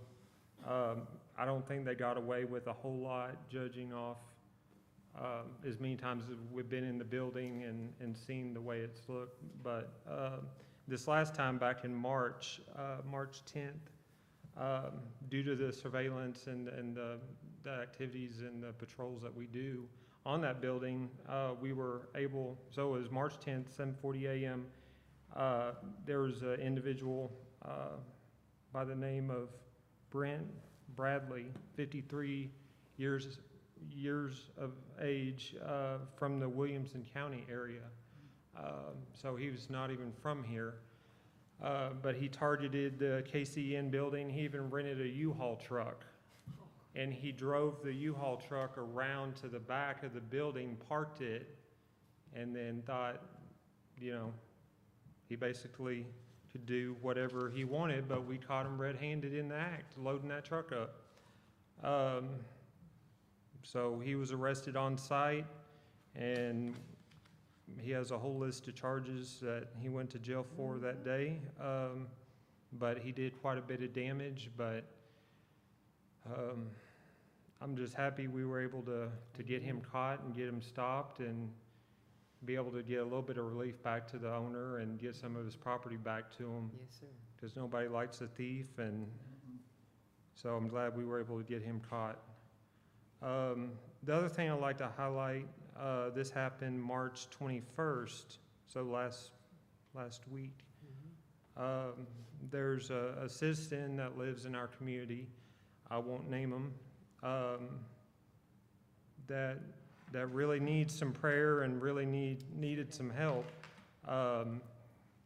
He had, from my understanding, he had been in and out of the he had been transported to the hospital like 6 or 7 times just this month alone.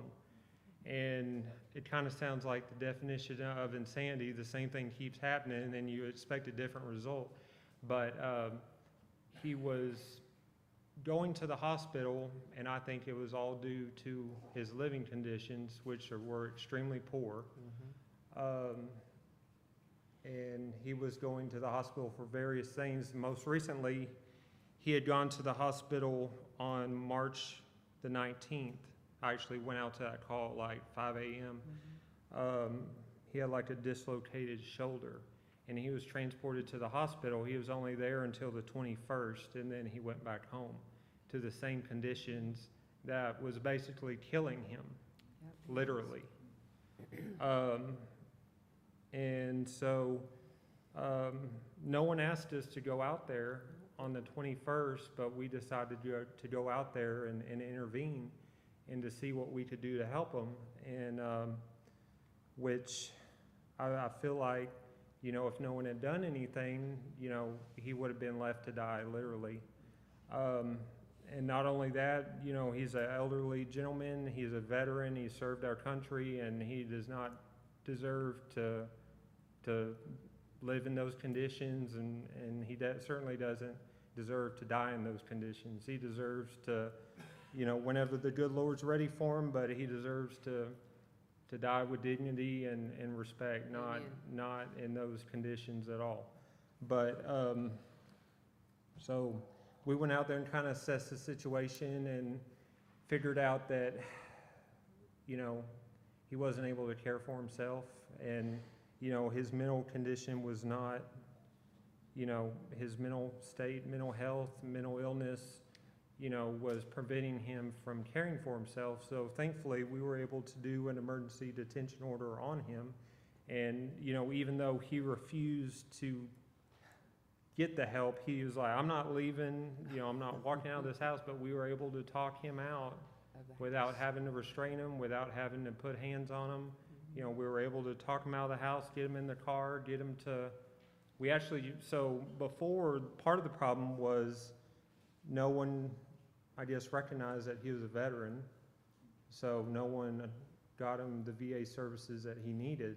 So we actually transported him to, we tried to transport him directly to the VA in Temple, and so we made a bunch of phone calls to try to make that happen, but they said he had to go to the ER first and get cleared. So we actually took him to Scott and White in Temple, and then we did what we had to do there, put the emergency detention in place. And so they actually, I called the next day, and they actually transferred him to the VA in Temple, which hadn't been done. You know, they hadn't even considered that, I don't think. Not at the time. So he's actually getting the VA services that he needs, and he's still in the facility to date. Yes. And so hopefully, long-term, you know, he'll get, you know, the help that he needs, the care that he needs, and the care that he deserves, because otherwise, I truly believe that, you know, if he was still there, we'd probably be working a death call right now. Yes, sir, we would have. So the reason I bring this up is, number one, you know, that's the reason I do this job is, you know, public service, being a public servant. That's the reason I do this job, is to help other people, especially those that can't help themselves. You know, if there's a way that we can help people, you know, that's what brings me the gratification in doing what I do. Number one, and, you know, make sure, you know, make sure they don't need anything. I'll go buy them a drink and a meal. It doesn't, you know, bother me. Call y'all, call the city hall. You know, and at the very least, you know, we can go over there if they're okay. You know, that's a number for them. That way we can update our records, have a good way to contact them. We can get emergency contact information. So if something does happen, we not only know who they are, know a way to get in contact with them, but we can notify their next of kin, or we can notify an emergency contact, which we didn't even have for this gentleman that, we helped out last week. We didn't even know he had family until all of this happened, because they contacted us. We had no way to contact them. So he actually had a sister and 2 brothers that all live out of town. And, we had no idea they existed until all this happened. That's right. But we've made contact with all of them now, so it's just, so I'm sorry to just make sure, you check up on people, because they're not going to be around forever, so. Thank y'all. Thank you, Chief. Oh, sorry. The city ordinance report, city ordinance enforcement report. For the month of, this runs from February 21st through March 20th. Out of all of our cases, a total of 60, cases that were compliant or closed were 2, non-compliant were 15, citations were 43.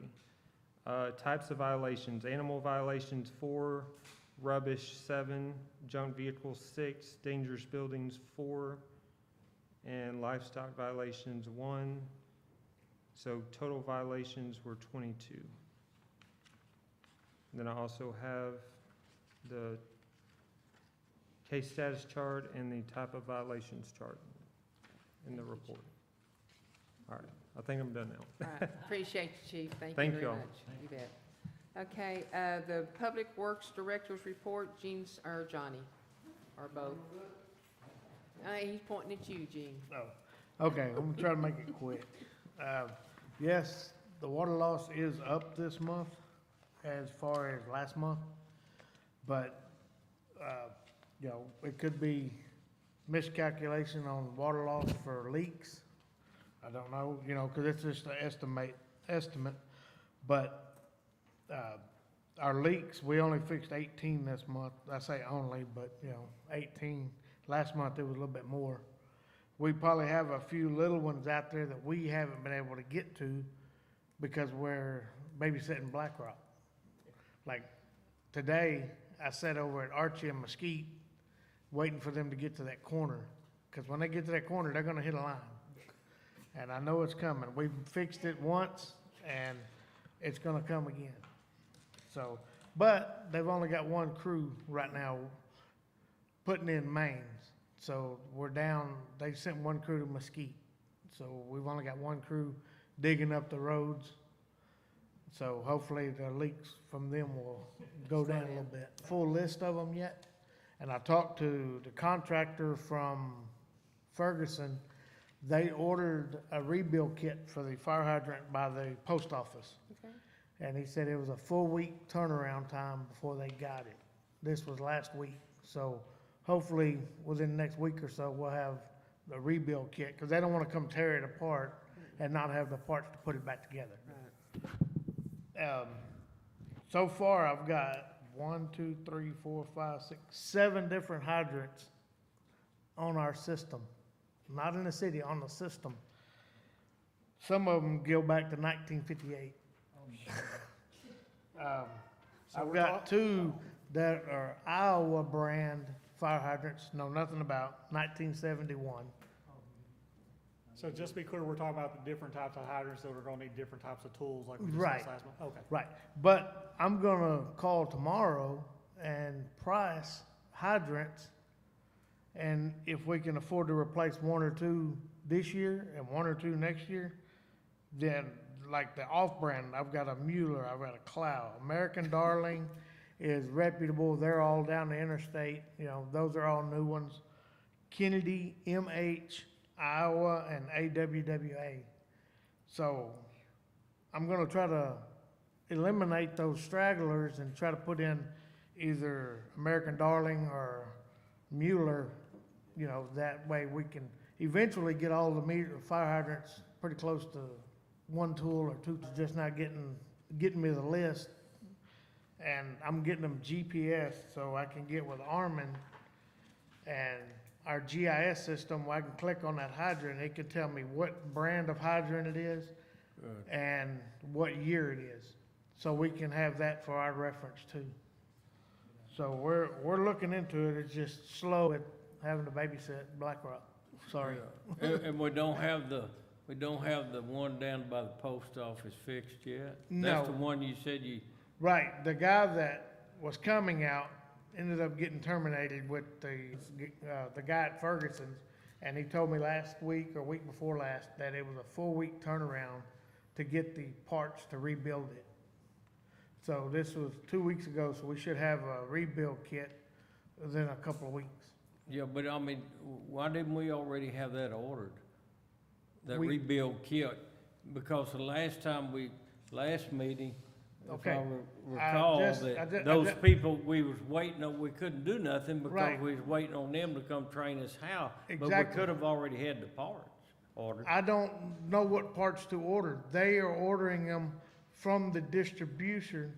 The Mueller rep is ordering the parts to Okay. bring out. Okay. Yeah, Okay. I don't know I'm what we sorry, I need. misunderstood. Tools, and he said that, I sent the rep, or the guy from Ferguson's, a picture of the tools that we have, and he said one of them looks homemade, and one of them may take the top off. So Right. I don't know. Right. I don't wanna take a fire hydrant apart and leave it out of service for a Maybe, month. maybe something to look at too going forward is, I mean, you're doing a great job of handling this project, but maybe find out which brands of those, fire hydrants that we can get the parts for. It's Right. easiest to get Right, those parts and, for. and once I get the list, I'm gonna put it on another piece of paper all together, once we get them all done. So I know how many, cause Mueller, from 1990 till now, those parts are interchangeable. But Okay. anything prior to 90 is not interchangeable with what they've got now. So I've got some 1958 Muellers on our system that probably need to be replaced. Okay. You know, so that's gonna be something we gonna work through and try to, on a rainy day like tomorrow, we'll go out and ride the whole system and, Right. I've already told the Okay. guys where they're at and which ones to get and which ones, that are new. So, that's where I'm gonna pinpoint and try to price a new hydrant. Right. Yes, that's gonna tie us up for a day replacing a hydrant, but at least we can get better, newer hydrants that we know work. Right. Now, you're talking about our loss and our loss, is up 6,304,236 gallons more than last month. And the loss percentage is 27.44% more. So Right. we only sold about 40% of the water pumped versus last month was 76% of the water pumped. I mean, some of the figures could be off, but the figure for the pumped and the sold is not off. Right, well, I can't do, Right. No, that's I know. not mine, but, with the water loss, Yeah. we may not be estimating enough on our leaks, cause, Right. trying to get to them, but, we'll do a better job. Yeah, but, and I understand we've had a lot of leaks, you had a lot of leaks. Right. So the loss is gonna be up. Right. Yeah, I'll just point the numbers out. Right. But thank you. All right. Thank you, Gene. Thank you, Y'all doing a Gene. great job, Yeah, all of you. y'all doing a good job. Okay, engineers report, so Kent, you want to there, I think it's in the packet, but Yes, ma'am, it was. I can answer any questions to the best of does my anybody ability have that you any might have. questions about the engineers report? I guess Armin No. slipped out on us. He left, he said Maybe he a was couple hours tired. ago. Okay. But,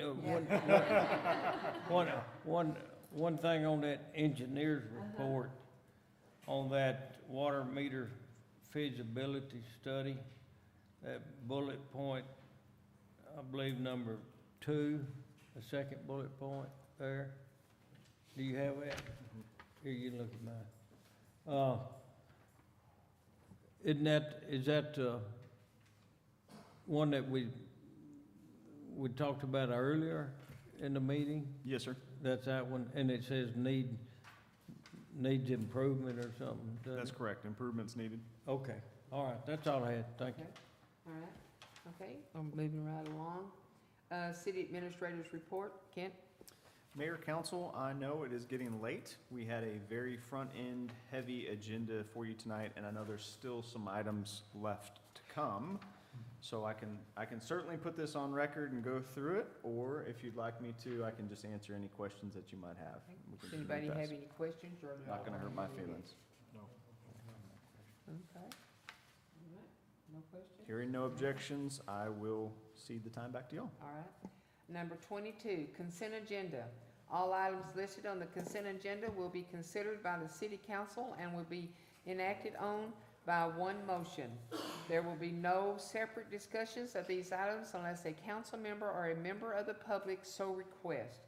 A, approval of the minutes. B, financial for February of 2025. Rapidly purchase, Lone Star Maintenance. And D, engineering agreement for CDBG watering. And that's it. Anybody, oh, Mr. Wiggins, I'm sorry. Yes, ma'am, I'd like to pull consent agenda item D. D, okay, engineers agreement. Yes, Alright. and then I'm good, with everything approving, consent agenda items A, B, and C. Okay, all right, okay, so I'll item. make a motion to approve consent items A, B, and C. Okay, great.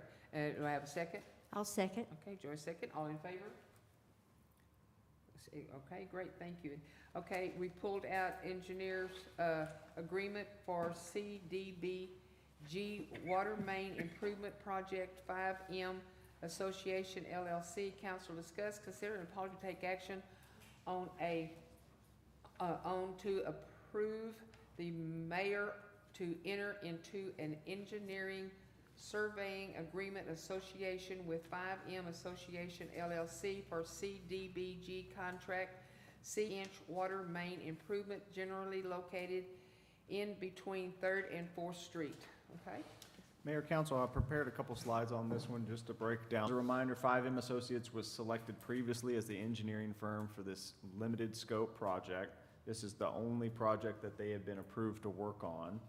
And of course, there was a competitive behind the scenes. He's been doing preliminary stuff, just anticipating that award would be made for this grant and that he could, retain future business. So here's a breakdown of our $500,000 grant, their CDBG awarded through the Texas Department of Agriculture. So the grant amount is for $500,000, and you can see that in the left-hand column. $430,000 of that will go towards construction costs that we will bid out eventually at some point this year. $30,000 of the grant funds will go towards engineering, and all of the grant administration services will be pulled from the grant. And of course, Kristen was out here. She was just, fulfilling some of those obligations, making sure we are in compliance with this grant. And then over here, you can see on the right-hand column is a $25,000 match. This is what we were required as a city to put up. Right. So all this is reflected in your current fiscal year budget. And you can see here that we're being recommended by our grant administrator to spend $10,000 of your match on the construction and then $15,000 on engineering. So you can see that these numbers add up. You've got $45,000 going to the engineer in total for this entire project. Does that make sense? I can answer any questions that you got. Yeah. Mr. Wiggins? That was the only reason I pulled it, because if y'all look at that D, you'll see not to exceed 45,000. And I knew that we had talked about only costing us 25,000. But Ken about this before, where he could explain it to everyone, where y'all will know that, no, anyway. Yes, I'll make a motion to approve, consent agenda item D. I'll second. And Joyce are on the last stretch of paper. 23, lightning quote, Public Works Facility, of lighting at the Public Works Facility location at 410 Hudson Lane. Expenditures coming out of line item 10-10-6518 of the general fund. Jane?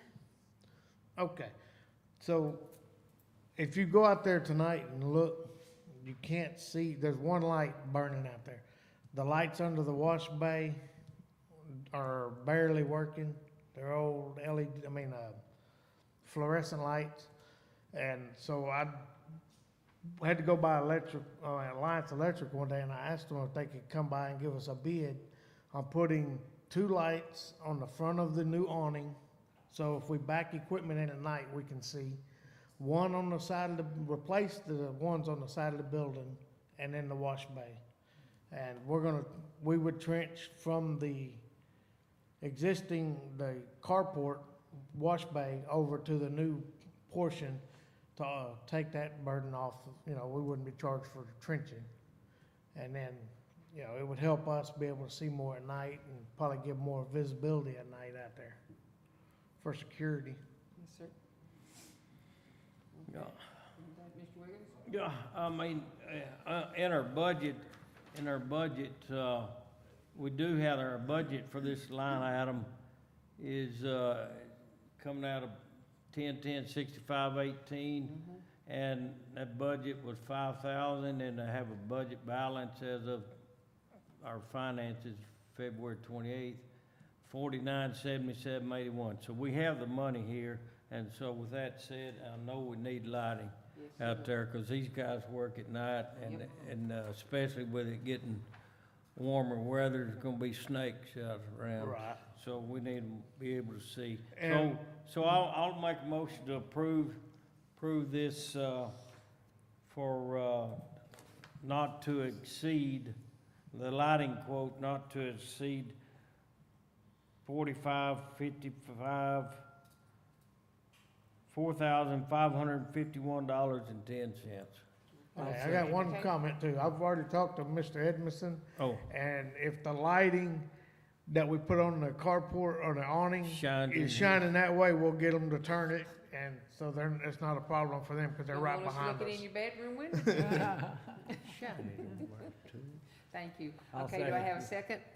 Okay, Mr. Prater seconded. All in favor? Unanimous. Thank you, ladies and gentlemen. 24, sewer change order number 2 and then 714 and 102 4th Street, 403 Washington Street. Council to discuss, consider, and probably take action on sewer system change orders number 2, adding additional service line connections for both 714th and 102 4th Street, and increasing the line size for 403 Washington Street, approving additional cost to both Black Rock Construction and Sky Blue Utilities respectively. Okay. Mayor, Spit Council, it just out. give you a brief overview of what we're facing here tonight. So this is our first official change order for the sewer system to come before you. We've had some minor adjustments out in the field that have resulted in no cost, but this is the first one with some additional costs. So this accounts for the following changes, and I'll show you what those are on the next slide. Most of this work has already been performed because it had to be performed.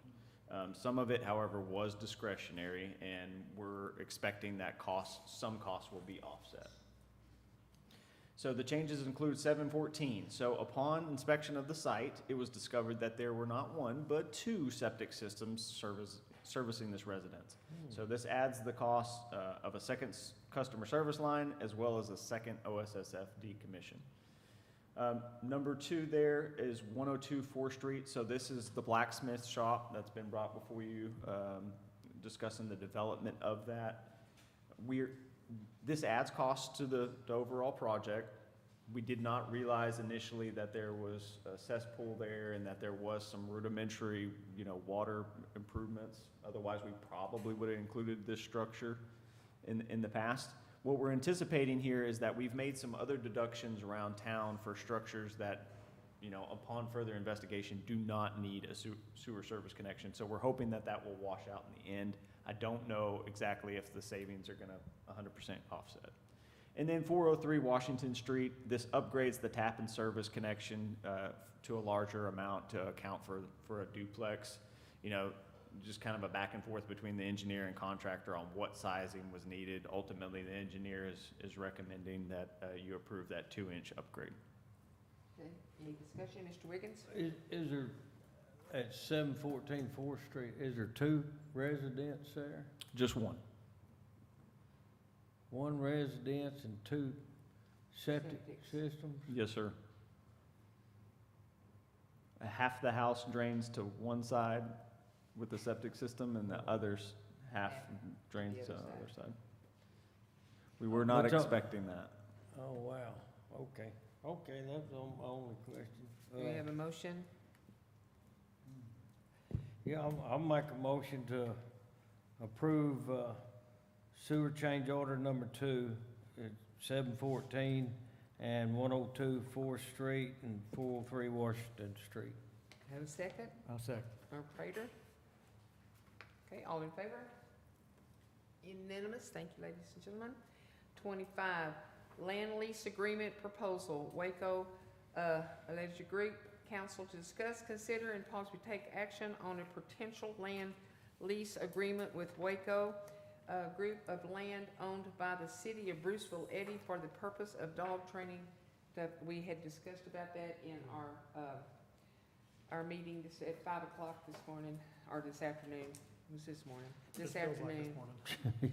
So, y'all want to discuss it anymore, or want to make a motion in our workshop that we discussed?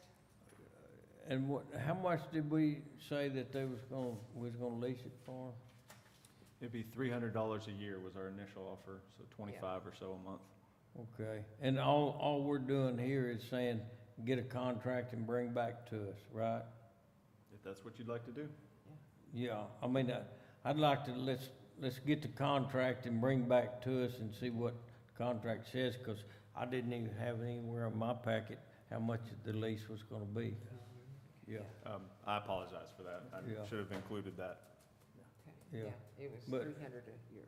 yeah, yeah. So, I mean, with that said, I'll make the motion that we get the contract and bring it back to the council. Okay, all right. Second. And Prater seconded. All in favor? Yeah, let's thank you, ladies and gentlemen. Number 26, regulation of junk recreational vehicles, RVs. Council discuss, consider, and probably take action on the creation of a junk recreational vehicle, RV ordinance, or other methods to address several inoperable RVs that are a threat to the health and safety of the general public, including those that are endangered beyond repair and unable to be properly secured, shown signs of significant water penetration, have rotten tires and a hard board of rents causing insects and rodents, are missing vital components necessary for safe travel. We discussed this a lot in our workshop, and if there's not anything that we I have need a to question. discuss, okay, all right. Could we, I have- will stop could right we, there. I'm sorry, point of order, could we take a break? Okay. Either that or I'm All gonna right. have to step off. It is 9:12, and we're gonna take a short pause, and we'll be back in just a moment.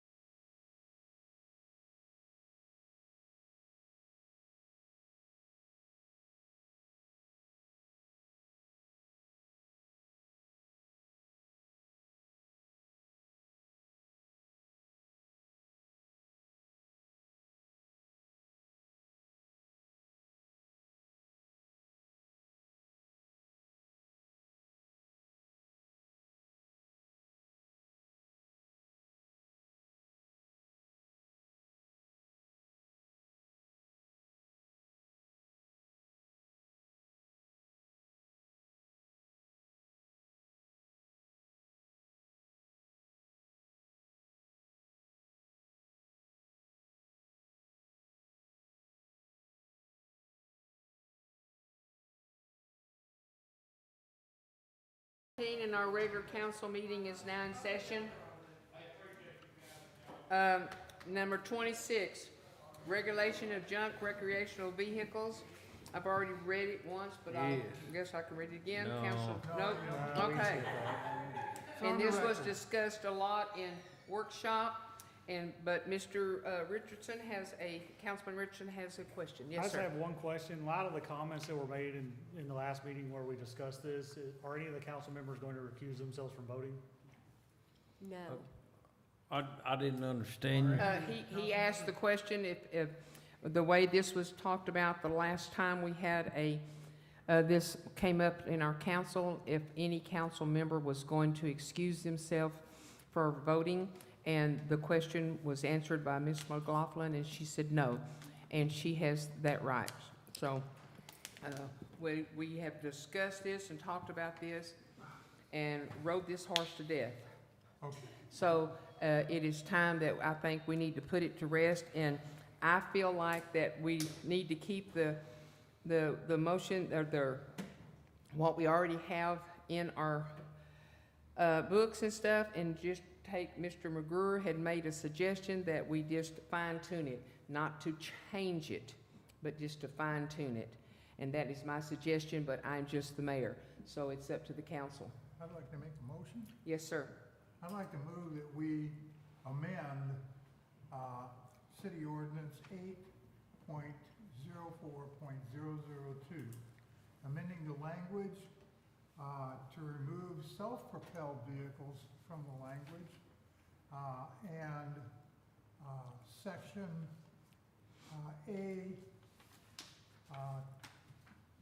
I1, removing that, and 2 and 3 from the regulation. Okay.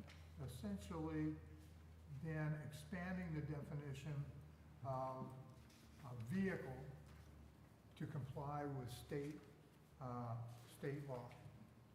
Okay, all right. Okay, do I have a second? I'll second. Okay, all in favor? Oh, yeah, sorry. Okay. 3, 4 oppose, 3, 4, and 2 oppose. So it passed, it's 3. So we'll make an amendment. We're not gonna change it, we're just gonna make an amendment. Yes, ma'am, and just to clarify, this amendment will be drafted into ordinance language by our city attorney, and it will be Exactly. brought back before council for another vote. Another vote, that's correct. All right, all right. Number 27, it is 9:20, and this regular session is closed. It is 9:20, and this public hearing is open. Java Street closure, council to hear public comments pertaining to a submitted petition by abutting a property owned for the abandonment, vacation, and closure of a portion of Java Street and unimproved street in Bruceville-Eddy. The public hearing is open to any interested person with opinions, objections, and/or comments related to the matter. Comments related to this matter may only be expressed in via mail, email, or by appearing in person. Another person or an attorney may also represent you. Do we have any discussions of this? Anybody want to discuss it? Mr. Wiggins? Yes, This is a public hearing. oh, no. It's just for discussion. Is anybody out there still awake is the If question. anybody wants to discuss anything about it, After. yeah, just public only. Yes, that's right. Anybody want to discuss it? Anybody have any questions? If not, we're going to close it. Okay, it is now 9:21, and this public hearing is now closed, and it is 9:21, and our regular session is now open. Council to discuss, consider, and probably take action on ordinance 03-27-2025-2, ordering the abandonment, vacation, and closure of an unimproved portion of Java Street in Bruceville-Eddy by petition of budding property owners. The portion of the street to be abandoned is located generally behind 408 Grinder Street and in between 303 First Street and Bruceville-Eddy, McLennan County, Texas, 76630 to the intersection of Tenement Street. Okay, now, we can make a motion or discuss it. Yes, Mr. Wiggins? Okay, right now, the city owns this street and property. Yes, sir.